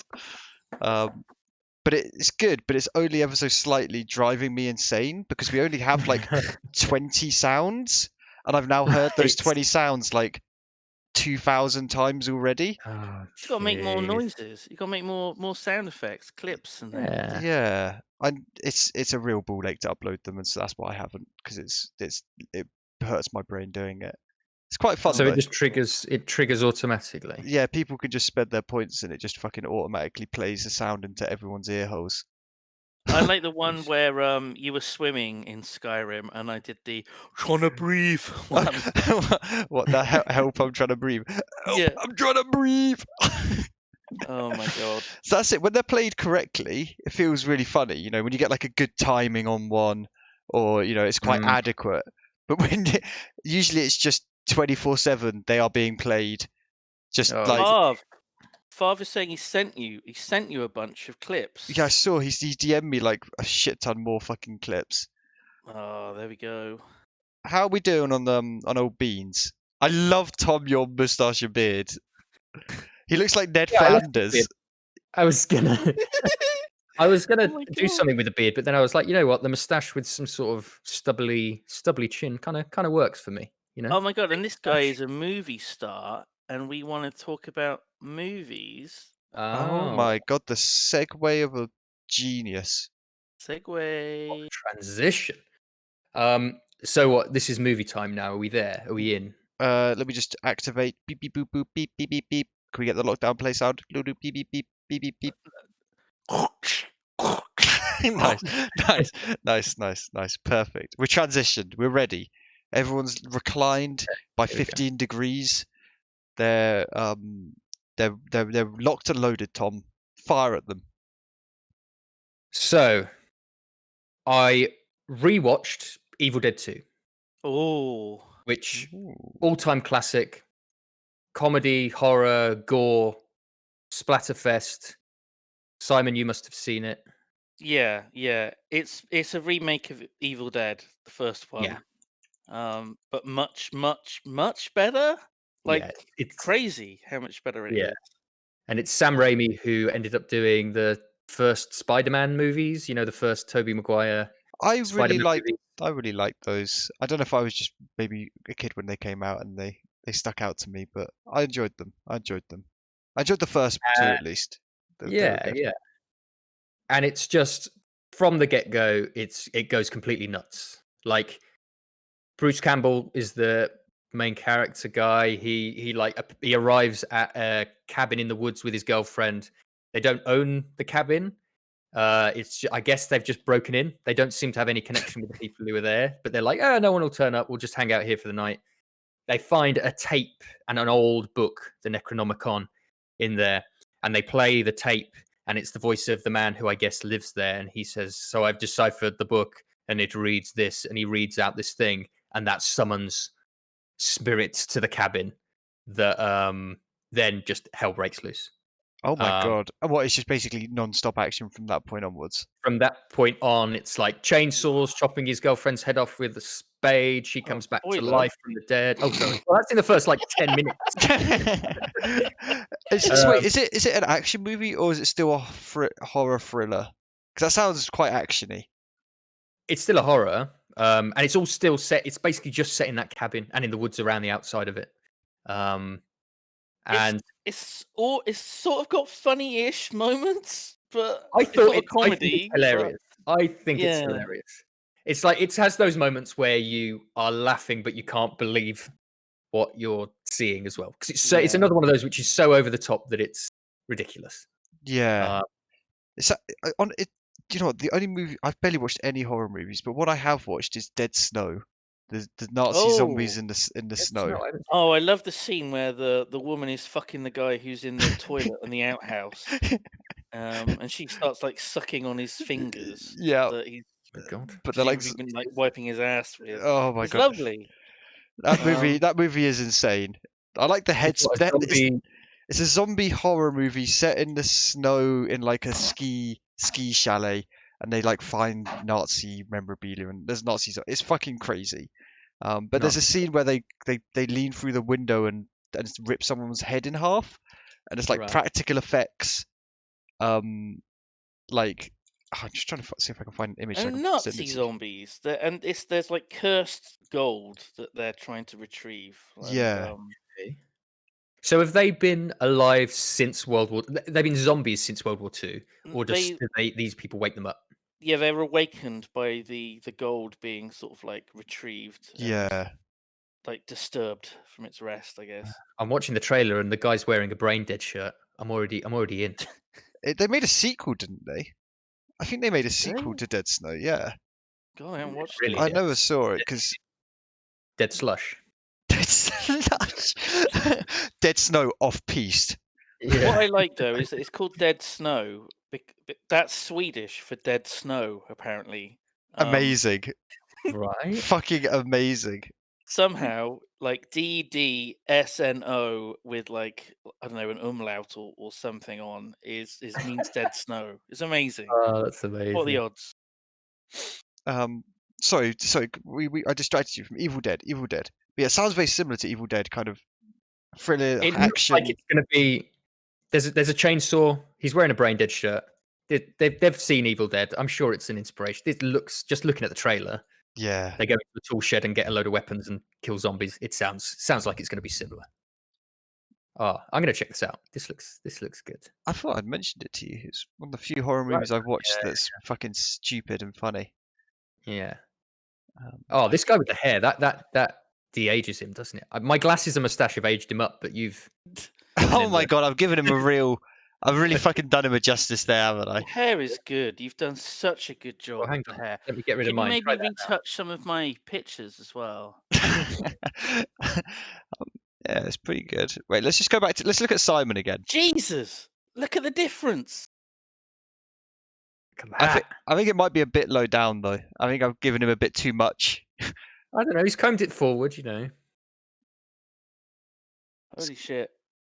Poor beans. Poor beans. Poor beans. So what else did you watch apart from Dead Snow? Dead Snow sounds pretty cool. I actually feel like... Is it spooky? Because I actually might check that out. That looks kind of... Evil Dead, sorry. Looks kind of cool. Gory. Oh, yeah, they're both gory. Yeah. It's gory, but like... if you approach it like this is funny and you're not going to get scared, because there might be a few jumpy bits, but it's almost like Looney Tunes level of violence, or Tom and Jerry if you saw what actually happened if someone got hit over the head with a hammer, or Yeah. I'd definitely check it out. It's so good. And maybe I think you could get into horror, you know. Because what is it about horror that you're just like, nope, no wait. Just don't really like feeling unnerved, to be honest. I just don't. Yeah. Don't enjoy Tension. that. Yeah, I don't enjoy that. I don't enjoy tension. Yeah, I don't enjoy that. I don't mind gore. I'm not like fucking super like I don't like it. Oh, you know, if this fucking someone gets their fucking brain splattered in fury, cool, all right, yeah, sure, whatever. You know, Game of Thrones, people fucking get heads decapitated, whatever. But if there's like two people in a room and they're not talking, and a clock is ticking in the background, there's no background music. Suddenly you're like, I gotta get out. If I'm watching like a YouTube video and that kind of shit's happening, I'm usually just, my hand will just move towards the arrow keys and I just kind of like doop doop doop doop doop and just like fast forward over the tense bit because Barry don't like it. It's, L. You press L to skip forward. Yeah, man. Do all that. But you can. I feel like it's something. Time. L. I think that's just something I wonder if I actually maybe being numb. I don't want to become numb to that stuff or get to enjoy it. I feel like it's kind of quite a good thing to be worried about tension. It's not. I don't feel like it's something I want to train my brain out of feeling. It's a bit fucked up. It's a bit like masochistic if you are like really into tense situations. Yeah. Oh my god. So what else have you watched, Tom? What else have you checked out that's been cool? I watched a film called Society. Oh, the Brian Usna movie. Oh my god. Nuts. It's set in Beverly Hills, this rich family. It kind of appears that they're the perfect rich sort of family. The son gets sort of pulled to the side by this guy who's weirdly obsessed with the sister, and he plays him a tape. And on the tape is his dad, his mom, and his sister having a conversation, which is like, so yes, at the event we'll feast, and then you'll have sex, and then me and your mother will have sex with you, and then the thing will begin. And it's like, and the guy's just freaks out. He doesn't know what's going on, and it's this whole thing where I don't know whether to spoil it or not. Don't spoil it because it's so good going into it not knowing what's going to happen. Yeah, I mean, I've googled Society movie and went to images, and I cannot describe what I'm seeing. I cannot. The event. I cannot describe it. It's like secret societies, the rich, and that kind of thing, with some insane practical effects. Like the best credit. What's the credit for the special effects? Because normally it's special effects makeup by this person. I've remembered it. It's something like surrealistic makeup effects by Screaming Mad George. Oh my god! The guy who made the effects. This is insane. It would be made by a guy called Screaming Mad George. Like, it's nuts. That looks so disturbed. It's And a some of very the plot, 80s movie. It's yeah, incredibly 80s. some of the plot doesn't necessarily make sense. Like some things just happen, and you just if you go with it, you're really working towards the finale. Kind of, you're sort of working your way towards that. Um, It's sort of like it's like a high school sort of soap opera teen movie for the most part, and mm, then it's got like really dark cult weird shit mixed into it. yeah, and the Um, guy doesn't quite know what's real. Is he going crazy? Is it the truth? Like all these sort of weird coincidences happen, and yeah, so it's questioning reality. Is this real? Isn't it real? It's good in a kind of like B movie kind of way. Yeah, the special effects Um, are wild as well, man. They're fucking wild. I but watched. it's a bit like From Dusk Till Dawn that if you just want to be able to rewatch it without knowing where it's going to end up. Yeah, yeah. Man, Um, I watched a film called Kuso. You heard of this? Kus- Kuso. Kuso. I don't Um, think so. it's fairly recent. Do you know who Flying Lotus is? Don't It's like think a music so. guy. There's a No. music producer, I think, called Flying Lotus.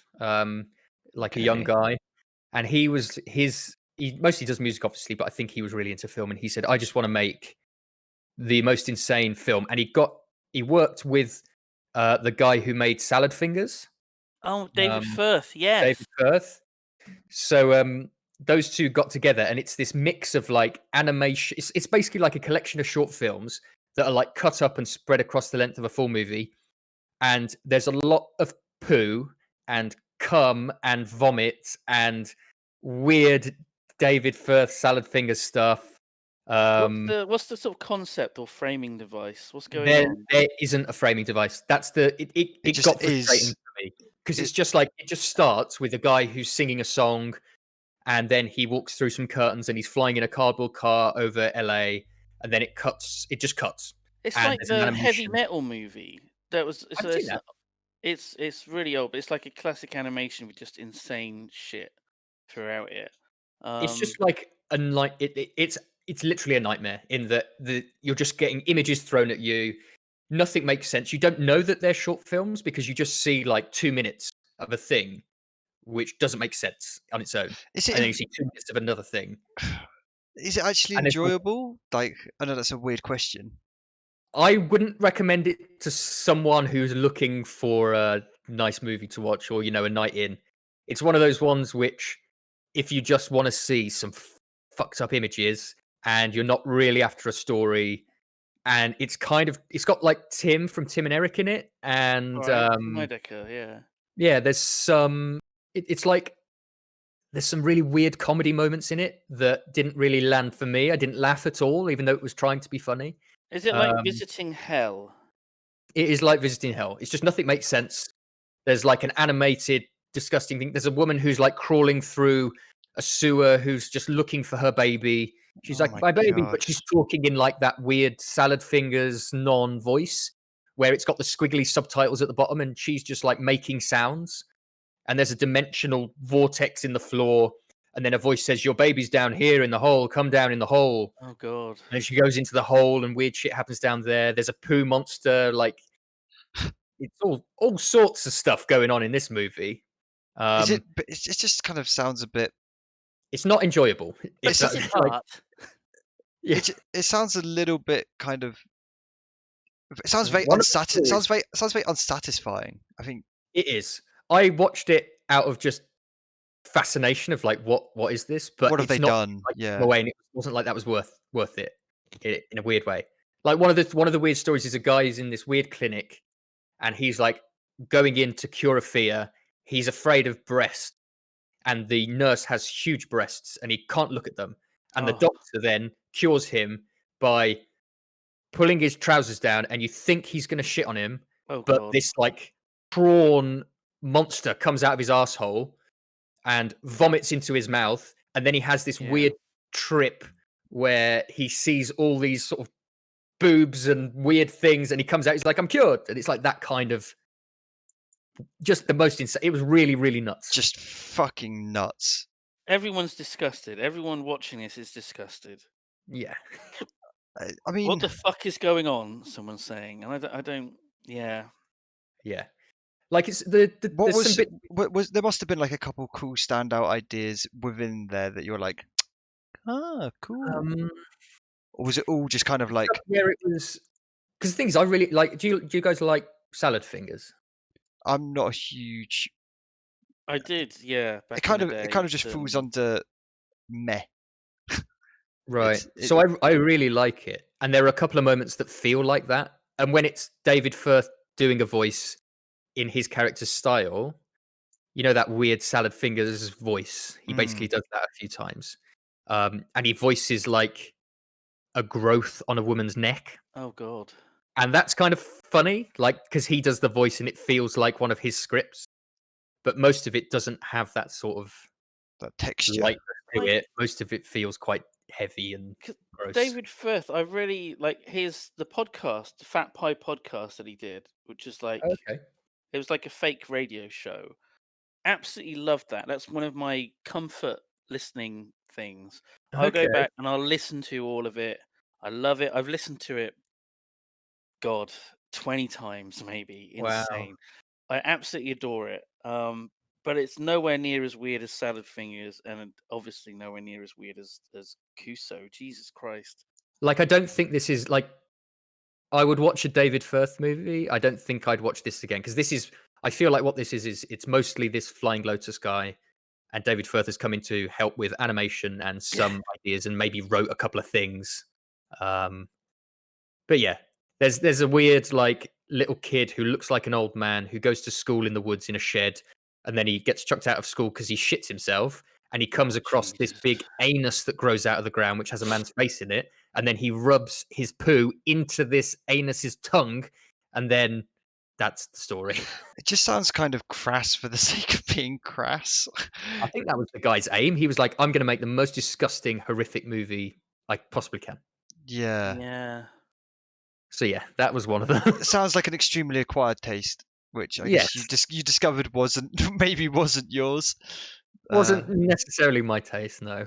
There are some things that were like, okay, maybe this could be cool, but it was just so caked in shit and vomit that I was like, ugh, just feel a bit sick.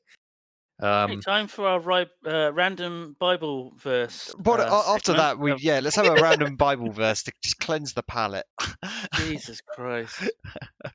Okay, we got one from Genesis, which is one of my favorite bands. Nice. This is Genesis chapter 2 verses 22 to 24. So we get 3 for the price of 1. Lovely. Wow. When the Lord God made a woman from the rib he had taken out of the man, and he brought her to the man said, "This is now bone of my bones and flesh of my flesh.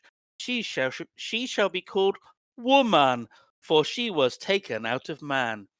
That is why a man leaves his father and mother and is united to his wife, and they become one flesh." It's nice. It's a little bit. Sounds a little bit like a fucking sketch from this fucking movie. I don't like how they use the word flesh so liberally. I mean, that's quite biblical, though, isn't it? It's like a society. Well, it is the Bible. If it wasn't biblical, it would feel like a bit of a letdown. I don't know. That's a good point. Have there been any horror Bible recounting, following Bible stories in horror movies and stuff? Or do horror movies usually? I guess they lean a lot towards the Satan side, but I mean, The Passion of the Christ is Exorcist. pretty- Yeah, The Exorcist. Yeah, Rosemary's Baby. That's the devil, isn't it? Yeah. Any sort of possession sort of thing is that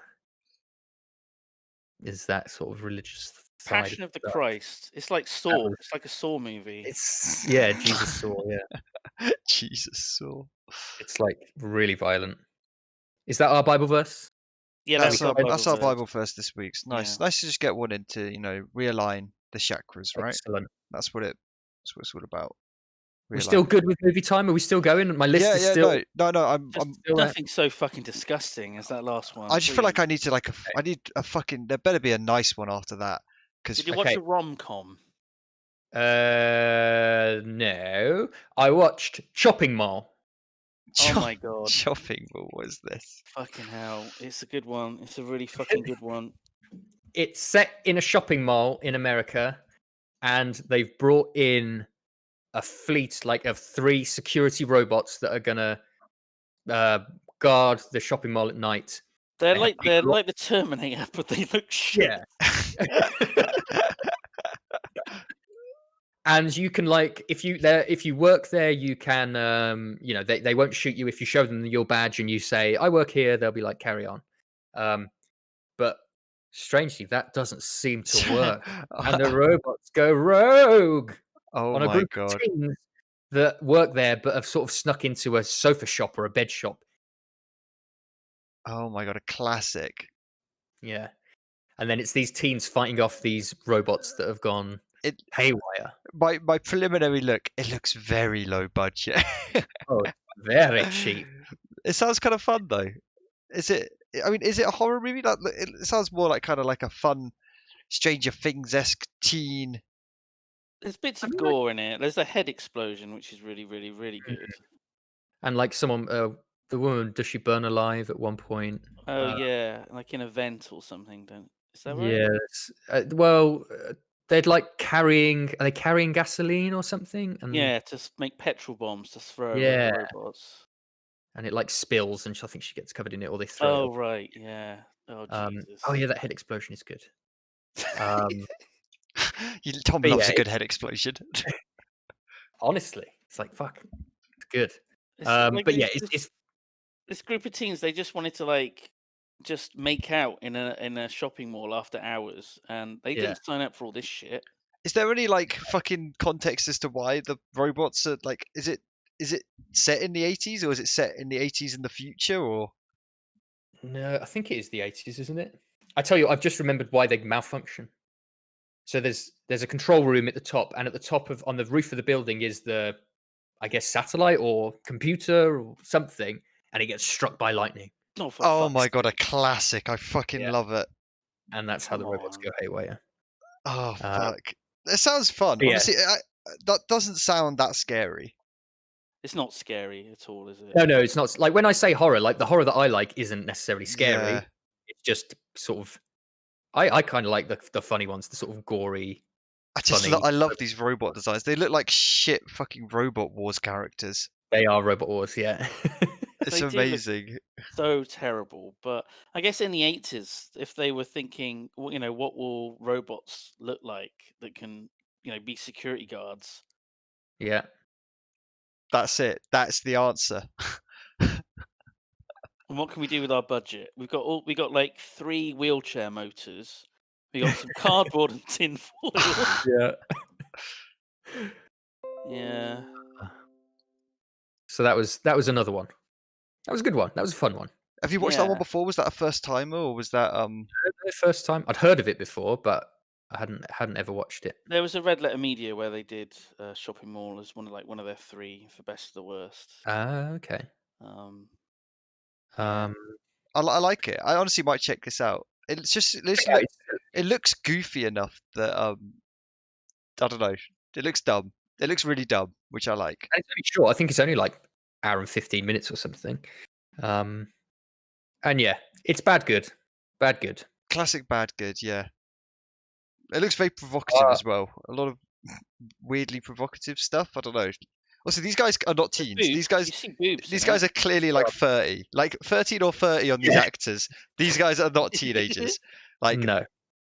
Then the nerdy looking one, the slightly specky one, is like certainly 40. Classic. I watched doing the eyes, Barry. By the way. Yeah, do you like them? They're hideous. They're very 3-dimensional. I like it. Sunken eyes. Yeah. It's kind of fun. I watched House of 1,000 Corpses. Oh my god. I thought it was great. House of 1,000 Corpses.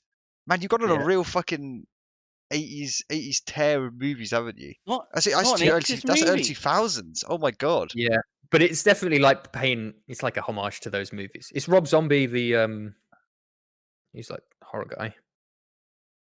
His first movie, and it's got it feels a lot like Texas Chainsaw Massacre and those kinds of Yeah, things. massively inspired by it. Yeah, it's like one of the guys is Chris Hardwick, who he's like the Nerdist guy. Do you know him?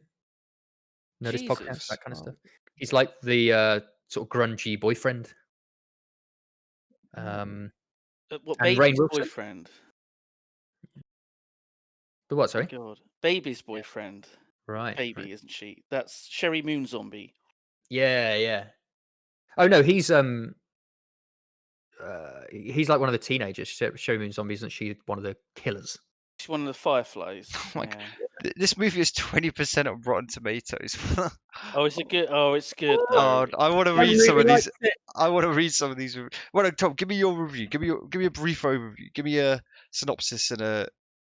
It's quite it's a bit campy, a bit fun. There's a killer clown who's really good.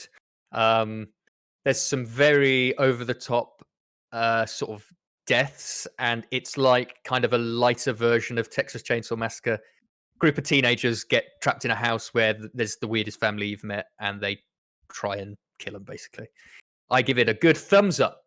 it Would gets a thumbs up. Nice. It looks fucking terrifying. Honestly, I think of all of the ones that I'm scared of, this is the scariest one you've posed so far. This looks poster is much scarier than the actual movie. Yeah, it's not. I Terrifying. wouldn't say it was really scary. It's got like tense moments, and I was certainly like frightened for the people that were like in fear of their lives. just this clown character is fucking. He's awful. He's not in it that much either, and he actually comes across as like one of the sort of. He's quite a fun character. Sid Like, Haig compared as the to people. clown. I think it might be Sid Haig as the clown. It's a No. good He one. died not too long ago. Oh. Yeah, rip. He Yeah, did. he's He dead The now. did. Rip. scariest part for me was right at the end, Simon, where there's those characters that are like doing things to people. I don't want to spoil it if people want to see it. There's just a couple of character design things at the end which are like pretty spooky. There's Like a fantastic moment. I can't remember how far into it is, but it's basically the ending of Texas Chainsaw Massacre. And yeah, it's like you think people are safe, and then suddenly they're thrown back into danger again. Yes. Yeah. Trying to That's avoid great. spoilers too much. Yeah. But yeah, there's good. Oh my God. That was a good one. I really like that one. That to me is like the right kind of horror where it's almost like a roller coaster. It's like a ride. It's just it's fun. You get some scares, but you get the relief, and you get kind of like I don't know. It was good. It is like going into one of the like the haunted houses that they have in America. The sort of Yeah. ridiculous over the top things. It's like that, but a movie. Yeah. Have you Yeah. watched the sequel, Devil's Rejects? Yeah, that was another one on my list. Oh my That's a lot God. darker. Oh my God. What's the Devil's But Rejects? So it's it's the sequel to this. basically in the first movie, the Fireflies are the family that's killing everyone, and they're the bad guys. And in Devil's Rejects, they're now the good guys, and the bad But guys there's are the police and everyone I after them. What? I mean, they are still a killer family. They're not like suddenly good, but they are like in the context of the movie, they're like, yeah, the heroes. It's What the nuts. fuck? That's a cool. I like that. It's a cool premise, cool twisteroo. Yeah. Nice, kind of fun blindsider. I felt like that one was leaning on the edge of like, I'm just watching stuff which is making me uncomfortable. There are a couple of moments where it was just like, Was it not very? it's like the House of a Thousand Corpses is a bit more lighthearted in its horror. Even though there's horrific stuff happening, it's not played for like you're not supposed to traumatize the audience. But the Devil's Rejects, I felt like, oh man, this is really They just I think this is went hard all to out. watch. you grow somewhat attached to the characters, and when bad things happen to them, you feel bad, kind of, Yeah, very yeah. simply. Yeah. Oh my god, the eyes on Beans. Do you like them?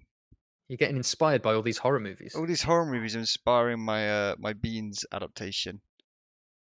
God, Um, I don't know if I really- want him to see this or whether I want him to never see this. You know? Beans, we gave you a makeover. Perfect new eyes. Oh, I mean, the hair though, the hair is kind of killing it. I think he's going to ignore everything. What happens if we remove the hair? What does he? Uh, Oh no. Sorry, Beans. We'll give you the well, hair back. yeah. Yeah, I figured. Should I keep going? How I many? didn't realise Wait, how many movies you've watched this many movies this week? I've watched one a day, maybe two on some days. Oh my Maybe for the god. past couple of weeks. Yeah, I it's love lockdown. it. I love it. Such commitment. Do you have like a spreadsheet and a formal list or something to like my God. reference, or are you just running off? I wrote it down when I realized we were going to do movies. I just listed them here. Okay, so what you're usually just pulling them off the dome or finding them online and Yeah, trying to no, I don't. Oh, you mean like when I find them? yeah. Well, I was saying to Simon in the break, I got Shudder. It's like an Amazon Prime channel. It's also its own network, I think. But Shudder's like you can rent subscribe to the channel on Amazon. Oh, And I've just been sort of working my way through that. and I assume that's all horror based stuff, or Yeah, Shudder's like a horror streaming service. That's why Tom's just been watching horror movies. Yeah, I got to get my money's worth. I'm just waiting for like Toy Story 2 at the end, like a nice a nice refresher at the end. Honestly, when you said Kusa, I thought you were talking about Kubo and the two strings, and I was getting my mind all geared about like a lovely, heartfelt family story. No, it's all dark. It's horror. all fucking dark horror. Yeah. So take us through. Take us through. All right. So this is a bit of a classier one. Okay. It was Ooh. considered classy at the time, at least, I think, or it felt in that black and white. No. Oh, It it can't be that stars, classy. what's his name? Can't remember his name. The Changeling. The seen that? Changeling. Yes. That rings a bell. The guy was in Patton. George C. Scott. Yes. Yeah. So it's like it's a bit more like restrained, if you want. There's not blood and gore. It's like a guy who's a composer.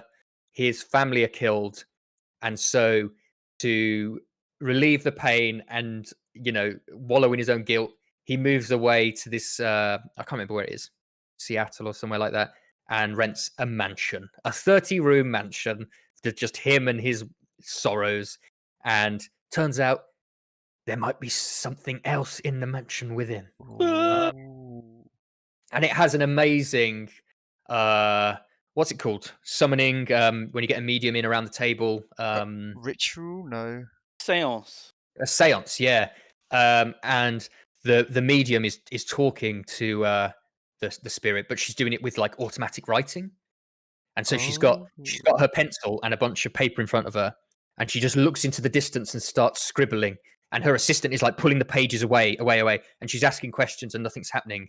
And then she asks a question and she jams down on the paper and starts writing like yes, or this, like the ghost's name. And it's just this frantic, crazy thing. It was really, really good. That was a tense moment. That sounds fucking crazy. And so, what is it? Is it actually like? Does it end up being a spookums? Do you see the spookums, or is it more like the? Okay, that's spoiler, or is it more about? It's pre CGI, and it's done very realistically, as though all of this could be happening. Yeah. So it's like, like the taps will start running, and because it's a huge house, he has to go up flights of stairs and look in the rooms, and he'll hear a noise, or like he keeps waking up to like this banging noise. So it's all really about noises or stuff that could be explained away. Yeah. So all the stuff could be explained away. Yeah. But he sort of investigates further, and he finds he's in like a cupboard on the floor where the taps were running, and he sees behind some shelves that there's actually a door. And so he pulls down the shelves and goes into the secret door that's been closed off. So it's quite tense. It's quite, it's quite slow paced, but it was good. It was good. It sounds kind of like a mystery. It sounds more like like he's actively actually trying to solve it and not just, things out. They are trying to figure out like.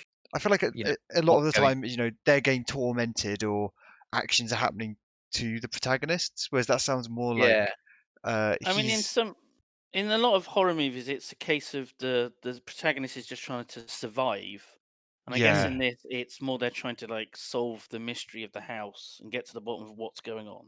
It It sounds felt cool. like I don't know if The Ring took a lot of inspiration from it because there's a well in this in Changeling, and it's like trying to figure out who this person is. But The Ring is kind of like a detective-y sort of thing. They try and investigate Yeah. it, and there's a well. So yeah, that was a good one. A good sort of spooky haunted house kind of Which one. which of these movies so far actually made you the most scared? Which one actually did any of these like Ooh. actually affect you in any kind of way? Did you like have trouble sleeping afterwards, or did any of them actually like really hit with you and stay with you? Did you have nightmares of like a prawn coming out of someone's ass? Yeah, holy shit. The Because Devil's Rejects was the one that was the most that one unsettling. stuck with you. Really? Huh. Because to me, it was like the other ones I watched were like fun, like they're kind of cartoony. Devil's Rejects is pretty fun. It's got some set piece actiony sort of bits in it. But it was so like I think I related too much to the. There's like a scene where he's like leading a father and son into a field to get them to do something, and then they fight back. And that whole scene of him dealing with the father and son, I was just like, oh, this is kind of. And what he does to the wife in the motel room when they first sort of hold them hostage, I was like, ugh, kind of just feeling a bit bad about this. Yeah. Yeah, that was the one where I was just like, I didn't like the violence. Didn't make me go, oh, this is fun. It made me go, oh, this is kind of gross. I guess there's like tonal shifts in it. Mm, That, yeah. yeah. I watched. I think you spoke about it last week. One Cut of the Dead. Oh my god, such a good film. Such a So good good. film. And you were I totally right about it recommended it being in so much. parts. Yeah, where you need to stick through the middle part to get to the end. Oh, that second third is rough, isn't it? It My god. is. It is. But It's so strange. it's so worth it come the final third. Oh, so good. Everything slots into place. Yeah, yeah, exactly. Let's not say any more about that. If you're going to see No. One Cut of the Dead, just watch it because you don't want to know anything about it. Don't Google it. But Don't knowing that there's fucking three Google it. parts, knowing there's three parts, and the second part you've just got to stick through. It's worth Yeah, it. Trust me, it's worth it. yeah. I felt Okay. so good at the end, though. I felt so filled with joy in my heart. Yeah, it was very all the pieces. Oh no, I won't say anything. Yeah. Don't I spoil keep it. Don't spoil it for the it was- plebs. Yes, I agree. I agree. Um, We did the Bible quote, David. Pay attention. Yeah, we did it. Bible quotes happened. Bible quote. um, Goddamn plebs. we're almost there. 2 left. Man, you've watched a lot of movies. I'm Fucking hell. really impressed. Just the tenacity, you know. God, I'm obsessed. I watched Madman, Madman. slasher film. Have you seen that? No. Don't. Madman No. Mars. Wait, Madman Mars or Mad Men? It's called Madman, Madman. and the killer is called Madman Mars. These fucking movies look insane, Tom. Yeah. How the fuck do you edit TTT? Watch this one. You've not seen it? This is based on a real life story about Cropsey.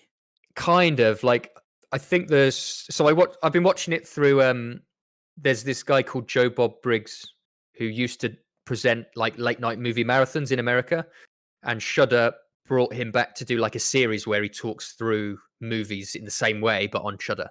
Hello, Gorehounds. That kind Yeah, of intro it's great. to the movie. It's really good. And he was saying that they started out wanting to make a Cropsey movie, but then found out a movie company was already making a Cropsey film. So they changed the story to be kind of Cropsey, but not really. So it's got elements of it, but it's not quite that story. I think from what I remember, the story of Cropsey is there's a guy like kills people. And he goes to an insane asylum. It's shut down, and he's haunting the area. Like he's not haunting it as a ghost. He's a real life person that kills people.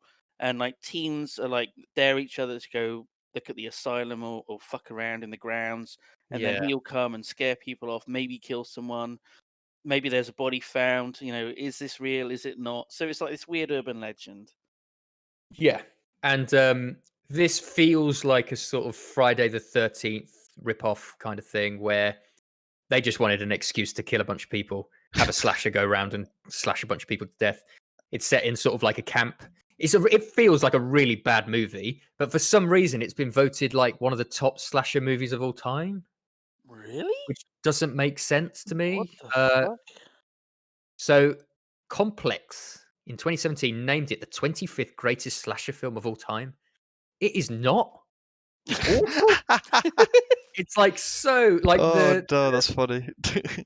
it's like the killer's like this Sasquatch guy in terrible makeup. The killer looks shite. I've been googling this one of him. It looks he looks like Hagrid, but like half decomposed. Is the only way I could describe it. Yeah. So, like, imagine you're trespassing on the grounds of an abandoned mental institution, and out of the darkness, your torchlight picks up his face. But it's not done that well. And it's not a mental asylum. They're like a camp. They're camping in the woods. It's some camp counselors. They're like there's like God. 8 camp counselors, and you see 2 or 3 kids. So you don't see any kids there. They have little shacks that they're staying in. But it is lockdown, Tom. It is lockdown. That's true. They're not allowed out. And in the woods, there's a house, abandoned house, where the farmer killed his family, and now he haunts the woods. And if you say his name out loud, he'll come and get you. And this story is told around a campfire, and they shout What's his name out. Again? What's his name? Madman Mars. And then basically he just goes around and kills them all. Well, the lead woman is the woman from the lead actress from Dawn of the Dead. But she was so embarrassed she didn't put her actual name to the movie. She's like credited as someone else. And there's like 3 other actors who didn't use their actual name. Oh. So, oh my god, drama. Yeah. There's a pretty good one where a woman's she's trying to drive out of the woods to get help, and a car breaks down. So she gets out of the car, opens the bonnet up to looking at the engine, and then the killer gets on the roof, jumps on the bonnet, and slices her head off with the bonnet. Holy shit! And what? Oh man, that's that's pretty fun. Holy shit. So it's kind of okay, but it really is the movie is just an excuse to get from one gruesome death to another. You know, really does sound like a Friday the 13th knockoff or something. And the joy comes from the way people are killed off. Yeah. Yeah, that really doesn't tick my buttons. Doesn't do it. No, it was pretty boring. And I'm on to the last movie, you guys. We did it. We got through my list. I'm mind blown. I'm still astounded. Like, I'm just fucking what a collection of movies. I love it. The last one is Hell Comes to Frogtown. Oh my god! Oh my god, this sounds amazing. It is amazing. It's great. So the main character is Sam Hell, and it's set in a post-apocalyptic wasteland. And they basically Sam Hell. It's a world where basically either I think most of the men are dead, and the ones who remain are infertile or very unlikely to make babies. So the government and all the institutions are made up of mostly women, and their main aim is to try and make more babies to repopulate the human race. Amazing. I know exactly who wrote this script. And Sam Hell, it turns out, has very potent semen. Like he can get girls pregnant. Is this why he's wearing a cock piece that looks like it's locked his penis? The government put like a government issued chastity belt on him. Oh my god. Oh my god. On it it says property of the government, and basically there's like a little flap he can open to fuck. And his job is to go to Frogtown to free which is a town where these sort of mutant frog people live now, because it's the post-apocalypse and these mutants live there. And I think there was there like a nuclear war or something, and there's yeah, it's like nuclear fallout and all that sort of stuff. So his job is to go to Frogtown. The leader of Frogtown has this harem of fertile women, or ferts. Oh god! Oh my god! And he's got to impregnate these women for the good of humankind. So he sets out on the road with a scientist woman and a badass sort of marine warrior woman with a big machine gun, and they go into Frogtown to liberate these women and fuck. And Oh it's my so good. god, I can't. I'm just looking through the pictures of this movie. I can't. It's amazing. It's awful. It's so like you should watch it because it's not a horror film really. It's like No, it looks like shit Mad Max. it is. Yeah, It's like sexy Mad Max, but not sexy. Oh my god. Some of the frog makeup's pretty good. The frogs look fucking amazing. It's kind of like Ninja Turtles or something like that. Can you put a frog in the Agagio? Yeah, I'll get a frog man Get a from it. frog in there. What I like is he's meant to be like this. He looks like he's meant to be this kind of super buff man. He's just not even that. He's not that attractive. He's just Chad. He's the most fertile man in the world. But he's the most like average-looking dude. Apart from the fact he's stacked. This isn't just any normal guy, Barry. This is Rowdy Roddy Piper, the wrestler. Oh my god! Who is the star of this movie? He was also the star of They Live, one of my favorite movies of all time. They Live is so good. So The John Carpenter movie where they have a fight over a pair of sunglasses. Like an 8-minute fight over a pair of sunglasses. Is this movie sarcastic? Is it meant to? Is it taking the piss out of itself? Is it self-aware? Yeah, I mean, it's not like Sharknado. It's not trying to be shit. Like it is trying to be, it's trying to make a fun movie. But it knows it's not.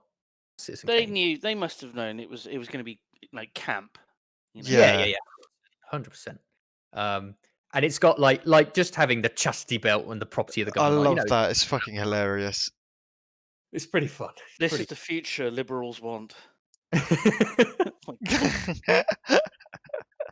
Oh fuck! Just the pictures of this movie look amazing. I'm gonna have to watch this. It looks fucking so funny. I think it's on Prime. I think it's if you've got Prime, it's just on there, or you can. Yeah, it's on Prime. Yeah. Well worth a watch. How did you stumble across that movie? I need to know. I feel like Tom C told me about it years ago because I saw it on Prime and I recognised the name. And you're not going to ignore a name like Hell Comes to Frogtown. No, it's a mind-blowing name. It really is. That was quite a selection of movies. Holy shit! Yeah, that took longer than I thought. That was. I like that. Hell Comes to Frogtown was like the smiley face upper at the end of all the horror. I saved it. I saved it for the end. Oh my god, it's amazing. Wow. Yeah. Oh, so there we go. That was my list. How many movies was that?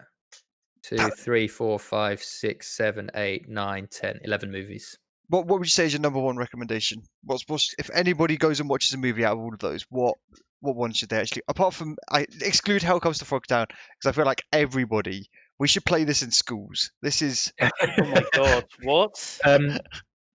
For me, it's a toss up between One Cut of the Dead and Evil Dead 2. Like Evil Dead 2, if you haven't seen it, is just an absolute classic, and you've got to see it. But One Cut of the Dead is just a great film, and you just got to stick with it. And I think the fact that you stick through it, that you get through the bit where you were like, is this real? What is going on? Getting to the end of that is like worth it. So I think Evil Dead 2 for the classic thing, Evil Dead 2 is just like the foundation of like, it's just so good. So yeah. Fucking nice. Yeah, I'm gonna go check out Hell Comes to Frogtown. I might check out Evil Dead 2 as well. Doesn't look too bad. Doesn't look too spooky for me. And I'm a little butterfly, so if I can check it out, you can go watch it as well. Oh god. I'll come back next week. I don't know how you're gonna cope with it. It's gory. Help! I don't mind gore. Gore's alright. Think of it like a cartoon. If you ever get like unnerved, it's a cartoon. It's like an adult gory. Just keep telling yourself it's only a movie. It's only a movie. Yeah. As I go for the kitchen knife, it's only a movie. As I walk up to Simon's house, it's only a movie. Make you a nice dinner. That's what I do. Oh yes, yeah. Yeah. Have you checked out anything cool this week, Simon? Did you watched any of these, or you gonna check out any in that list that you haven't seen yet? You wanna watch? I haven't seen Madman, but I don't think I'll bother. That is like the lowest rated of Tom's list. Like initially, it sounded quite interesting, especially when you said it's Complex said it was one of the best slasher movies ever made, and I was like, what? And I've never fucking even heard of this. No. But yeah, there's a reason why I haven't heard of it. Yeah. Yeah, God, I haven't watched a fucking movie in a long time, actually. You've just been Animal I'd Crossing watch- and sleeping. I've been streaming and watching streams, watching the odd YouTube video. There was Nightmind's done a good video, like the second part about this is kind of found footagey. So it's Yeah. about it starts off, it's like a YouTuber, and she's like she's from she's very privileged, rich family, like her dad's a billionaire, she's got like a private jet, she lives in a mansion, she's Okay, living a life, I just and she's like vlogging this. She's making a series of vlogs. But all of this is real. It's part of like this like drama thing, basically. And it takes like a very, very dark turn. With possibly like doppelgangers and stuff, and like there's a horrible monster that's in it. And he's just released like the second part of like his look at these series of videos. So wait, the it's called videos I are Am Sophie or something. yeah, I'm just it's on it. called. The video's real. The videos are real, the- and he's talking The about videos them. exist on YouTube, but it's all fictional, Barry. So keep telling yourself it's only a movie. Okay, it's only a Um, movie, Barry. Don't be scared. But yeah, Nightmind is a very good overview of these kind of like found footage, but on YouTube. So things that are like the Slender Man inspired Marble Hornets. Those That's the kind one of I've seen. series. Yeah, that was really good. That was the one where they had like something happened and then they took 2 years off in real time, and then came back, and then it had like Yeah. I think that's what happened. I saw it years ago. Man, Simon, Yeah. did you check out Jim Can't Swim, Simon? I recommended it to you last week. I realised I'd never done it, but Tommy B's watched Jim Can't Swim. Yeah, it's great. I literally can't even remember what it is. The psychology criminal Oh, interview fuck. channel. Yes. Oh, fuck me. No, I haven't watched it. Okay. Well, I'm glad that you've reminded me to watch that. Yeah, you should. Definitely. It's a real banger. Love So it. good. Love it. It's really good. And that's kind of, I wouldn't describe any of that as scary, but some of the stuff is pretty distressing. I find some of that scarier than any of the movies I watched. It's fucking real, Barry. Yeah, It's actually real. yeah. It's not it's not a movie. Wait, no, what? Yeah, it's pretty. Telling yourself it is real life. Oh my god, that doesn't work. That's a good one. I rewatched two movies today. This week, not today. Jesus, I've been working today. I rewatched two movies this week, which won't speak on much, but I really enjoyed rewatching them. I went on a bit of a financial collapse binge last week, Tom, and so I capped it off by rewatching The Big Short, which I fucking love that movie, and holy shit, it's just that's good. it's something. I think just also it's just so many fucking A-list actors in one boiling pot. It's and cool that it was made by the same guy who directed Anchorman. Yeah, it's fucking crazy. It's got that comedy edge to it. It's I can't remember his name now. Who directed Anchorman? But I feel like it fulfills so many kind of like objectives. That movie, like, it is funny, it is interesting, but it also is kind of informative, and it kind of also hides the information amongst the real information, which is complicated and not understandable for normal people. I think it does a really good job at hitting so many different beats and notes. It does. Like, it's that thing, like, that's the comedy thing where it's like one of the bits is they say, this is a really boring thing, so we're going to explain it by Margot Robbie in the bath. Because at least then you'll be paying attention. And even then, questionable amount of attention being paid. But I really enjoy that movie. And then I also rewatched Lost in Translation, because I realized I hadn't watched that in fucking forever. And it keeps popping up on my Netflix. I feel like Netflix is very convinced that I want to watch it, so we watched that, and man, I forgot how fucking sad it is. It's just kind of fucking depressing and sad. So I would say maybe don't. I wouldn't recommend watching it if you haven't seen it before, and if you just don't need a sad movie right now. But it is really good. It's really, really, really, really good. Oh, it's great. Yeah, really enjoyed rewatching really it. good. Like, 'cause yeah, I feel like I hadn't watched that movie, and I must have watched it when I was like a teenager, Yeah, yeah. Jesus, that like makes me feel old. like 10 years ago, I think probably. Well, yeah, it came out in 2003. Wow, Yeah, it's a fucking that's a long time ago. It's like 20 years ago. yeah, it's a good movie. So yeah, I've ended a spectrum from some horror. It's a financial movie and a kind of sad rom-com. That still blows my mind that Scarlett Johansson is like 32. Well, she's 17 in that movie, isn't she? She's not even 18. She's Feels like she's been around forever, and she's 35. She was 17. Yeah, it's that's why that movie was so. Oh no. Yeah, she's born in 84, so she might have just what's that? Yeah. When they were filming it, she was probably 17.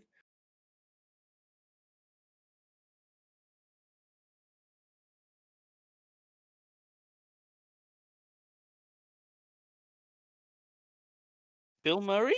Bill Murray. Yeah.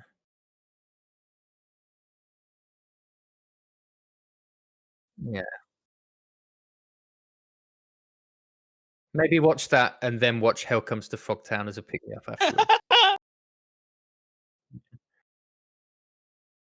Yeah, yeah, yeah. Oh, no. I muted myself again. How long Are have you I back? muted? Poor Barry. Sweet Barry. I haven't muted myself for too long. It's fine. You wouldn't believe the things he said. Oh. I was saying some awful fucking things. Should we read out these messages? Yeah, go for it. Yeah. Yeah, we're time it up. We got a dono from Heinz the Everbean. Nice. Loving this podcast format, lads. Simon, have you been watching Drag Race season 12? If so, which queen do you want to win? Less than 3. I haven't been. I haven't watched 11. I think I watched. I think 10 was 10 the bad one, and then I was like a little bit sick of it because at that point I was like, I think it's like jumped the shark a bit. But apparently, like the previous season was really good. So I've got to catch up on that. I've been watching it. I haven't caught up the past week or two, but have you heard about the someone got the thrown sherry out. pie stuff? Yeah. Oh. The sherry pie. So one of the queens, they filmed the whole show, and then when it was released, it was revealed that this particular drag queen had catfished a bunch of guys, and was an all-round sort of bad person. But they'd already filmed and edited the whole show. Oh my god. So what they decided to do was edit her part out as much as humanly possible. And at the start of every show, it says, in light of recent events, Sherry Pie won't be appearing in, the final or whatever, but we've already filmed the whole show, so we're going to release that. Yeah, fair so play. There's this I mean, it's a difficult situation. You don't want to fuck everyone else over, like, just because of that. You can't cancel the so whole what season. what is she just wait, what, how have they done that? So what, they just edit? Well, it's just like, so I think most of the time, like, the runways are cut out, or if she's in, it's because it involves another person, or she wins that particular round or something. So basically, there's no talking heads from her. There's no like as little of her as possible. She's in it, and they talk about her, but like you just don't see much of what she's doing at all. That sounds like a nightmare to edit around and try and figure out. And they would have had to do it last minute because I think they started releasing it and then this came out. So it's like frantically going back and cutting it as much as possible. And I think does it air on actual TV in America? So it has to be a certain length. Oh my god, yeah, of course. They could, I mean, yeah. What, they just find finding make it like an hour long or whatever. And it's all going to be structured and stuff. So like, yeah, man, not envious of that editor because that is a nightmare job. I guess, I mean, good on them because that is a hell of an effort and they're doing the right thing. But man, I would be pretty ticked off if I was that editor. Especially, I imagine they probably they found out after shooting, so they were probably already like deep into editing it. Oh, I think it was all fully edited, yeah. Fuck. If not almost done. The only thing they hadn't filmed was the finale, which she's not involved in. But yeah, crazy. Fucking nuts. We got another dono from Critical Slinky. Hey Chilies, remember that big pile of dirt I got last week? Critical Slinky was doing some gardening with dirt, or burying bodies, or both. Yeah. Turns out it was a big pile of compost, which would Oh. have been okay, except microorganisms in compost produce so much heat I can't plant in it. Right now it's 165 degrees Fahrenheit, 74 degrees C. What? That's pretty hot. 74 pretty degrees C is fucking hot. fucking steaming. That's like a cup of tea at that temperature, or a bath is warm. Jesus. Pour some water. I don't know how you solved that. I guess Ice cubes. ice cubes. I guess you just Yeah. you need to like spread it out, right? You need to dissimulate the heat away. If you're keeping it in a big pile, Oh it's my going to God. compound it.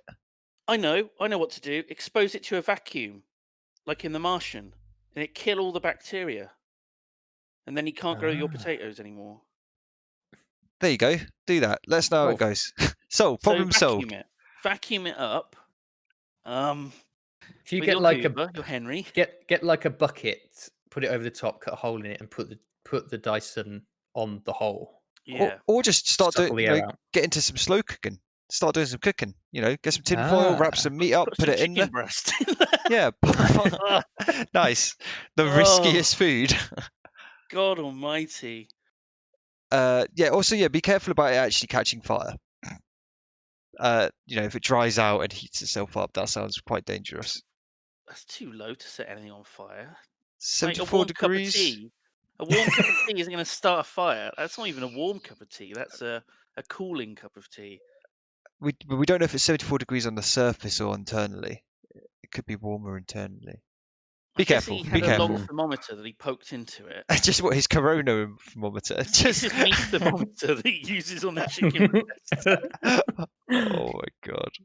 Oh no. Good luck, Critical Slinky, because what sounded like a fun garden project sounds a bit like a nightmare now. How did you order the wrong fucking dirt? So I like just a huge quantity. What was it? Over a meter cubed of dirt. It was a lot of dirt. It was a lot of fucking dirt. It was. Jeez. That's crazy. Oh my God. We got a dono from Jangle Cat. It says, "Hey dudes, I love Master Bates's." Oh, do you see what he did there? Nice. I see. I love his knowledge on horror films. I like The Conjuring and the second, which Tom Clark recommended. Anything similar on the psychological horror front that I can watch? Similar. Don't Look Now is one of my favorite sort of like Oh my God. psychological horror-y things, but it's not very similar to The Conjuring. It's not. I mean, The Conjuring described as a psychological horror. Yeah. And yeah. The other ones in that universe, I guess, are good, but you've probably watched all of them. And like Maybe Insidious the and Ouija those movies, ones. that kind of things. Oh, Yeah, I haven't seen that. Insidious, Sinister, those kind of ones. Yeah. You'll The probably sort like of them. is it James Wan? Yeah. If you look him up and look at all his movies, they'll be very similar. Oh, Hereditary. Yeah, fuck. Fucking Watch hell. Hereditary. It's a fun watch. Yeah. Harry, don't watch that. Don't watch that one, Guys, Harry. I'm googling Hereditary. How do I watch? Yeah. Midsummer was good as well. I really like Midsummer. Oh my God, I loved it. And all those A24 ones like The Witch and The Lighthouse. Yes, psychological horror, The Lighthouse. Go for that. They like the Conjuring movies. Sorry. Yeah, maybe not. We got a $30 dono from Fio Nomoto. Hey, if you're looking for some fun horror movies, there's Wasting Away. Never heard of that. Urban Legend, great trilogy.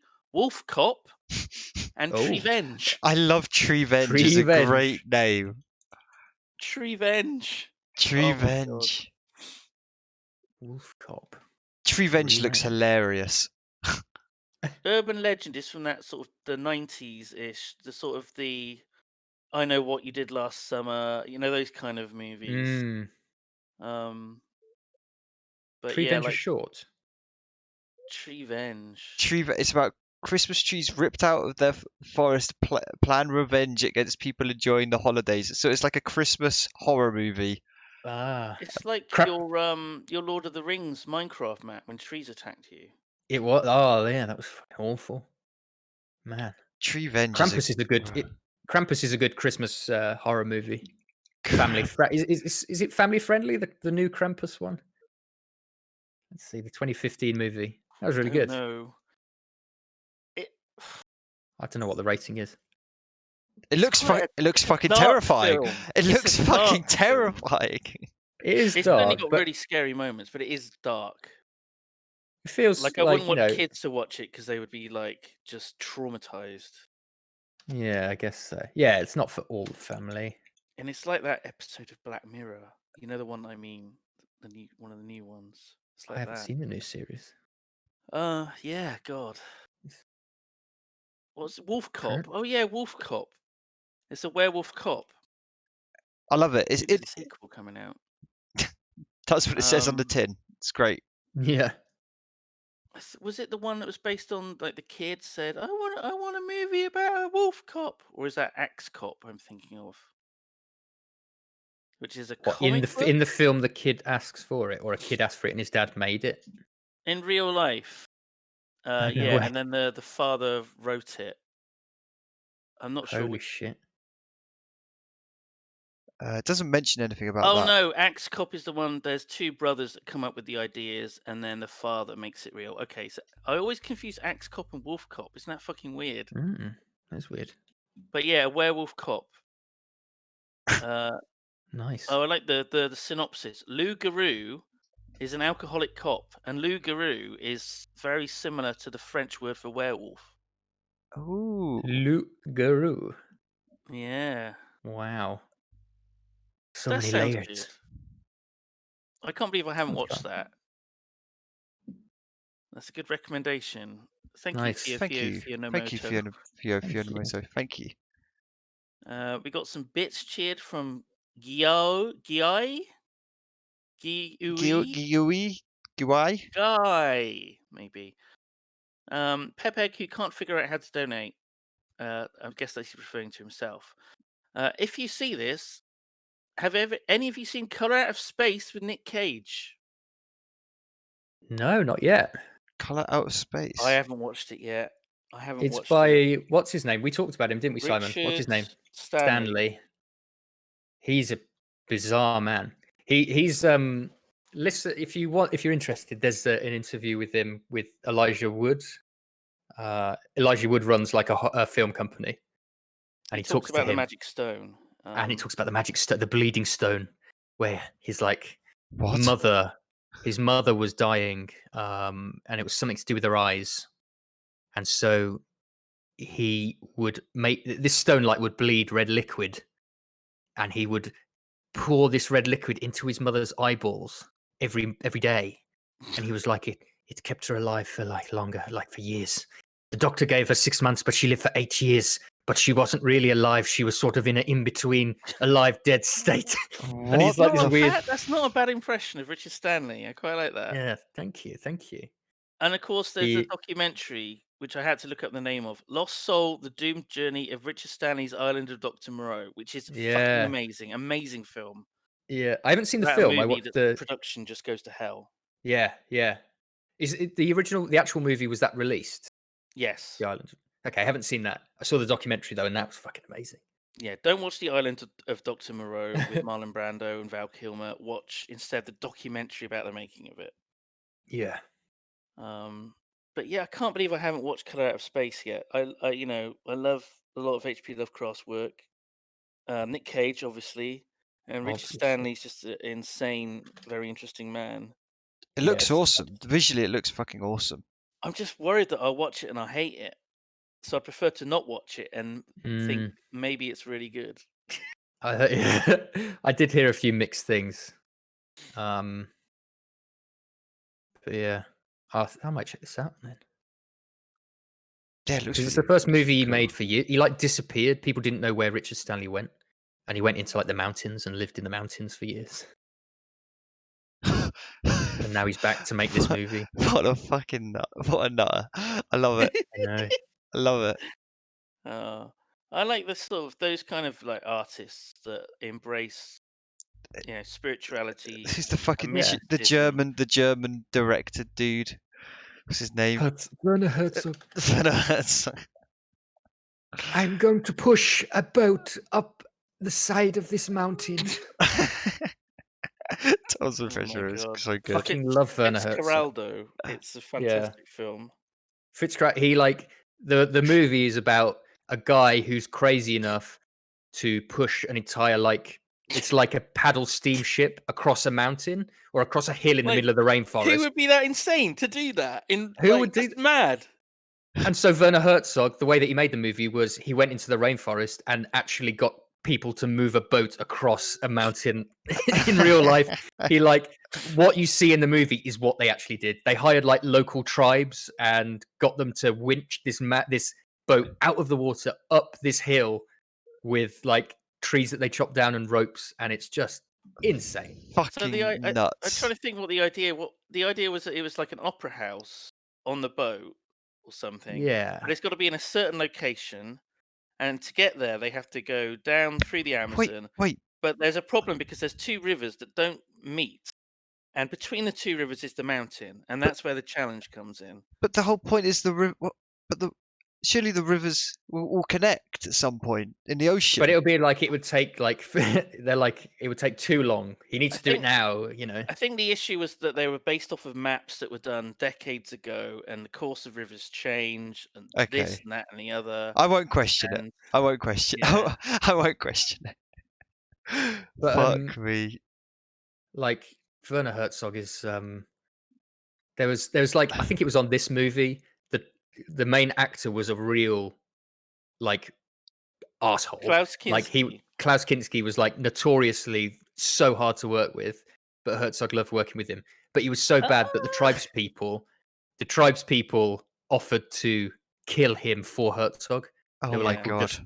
We'll just kill Klaus Kinski if you want. There's a documentary called Best Fiends, which is about the relationship between Herzog and Kinski. Okay. That they loved each other and they hated each other. Yeah. And I think at certain times Klaus Kinski pulled a gun out on Werner Herzog more than once. Yeah. So yeah, they had an odd, tense relationship. They're both, highly passionate geniuses in their field, I suppose. You could I got masterclass, those sort of courses where people talk about what they do. You seen that? Yeah. I watched Werner Herzog's one, and in this masterclass where he's teaching you how to make films, he's like, so Klaus Kinski packed up his stuff and threatened to leave the film. So I went into where he was and I quietly but firmly told him that if you leave this set, I will kill you. And he knew that I was serious. He looked into my eyes and there was never a problem again. And it's like, what? You actually threatened to kill your lead actor? It was nuts. What the fuck? It's an odd relationship they had. Yeah, man. That's hilarious. I mean, hilarious, scary, funny. I don't know. That makes me feel an emotion that I don't maybe like. We've got to wrap up the fucking stream. We We got need to to- do Oh, a wow. riddle. We got to do a riddle. Tom Bates, you're new. It's like Fight Yes. Club. Okay. If it's your first time on Chillumintati lockdown movie time with Tommy B, then you have to come up with a riddle. Do you have any good riddles, Tom? Do you know any good riddles off the dome? And And if not, then you need to come up with one very quickly. Simon, that's what we always as an exemplar, can you remember our famous riddle? No. Forwards, backwards, sideways, up, under and over. I am but within, but outside I am. My part is bigger than my whole, and my whole is very large. Fuck it, that could be this week's. That one was really good. I don't want to waste that one. Can we not waste that one? That one will. Okay, that's the riddle of the week. That's the riddle of the week. Sorry, have Tom. you Go on to solve it? next week. No. We'll get the answer next week. We'll be fine. Okay. Great, perfect. What a wonderful Beautiful. end. Thank you, Toby B, for joining us. It's been a pleasure. Oh no, Thank you thank for you your for having me. awesome Awesome having you here. recommendations. Even if I'm Oh, a no complete worries. scaredy pants and won't check out half of them, I'm sure lots of Oh, people that's will. fine. So write in and let us know if you watch some of Toby B's movies and what you think. Yeah. Thank you for watching and listening. We will be back next week. I don't know what is up next on the stream, but I will host someone and we'll figure it out. Yeah, cool. Thank you, guys. Good. Thanks. Bye.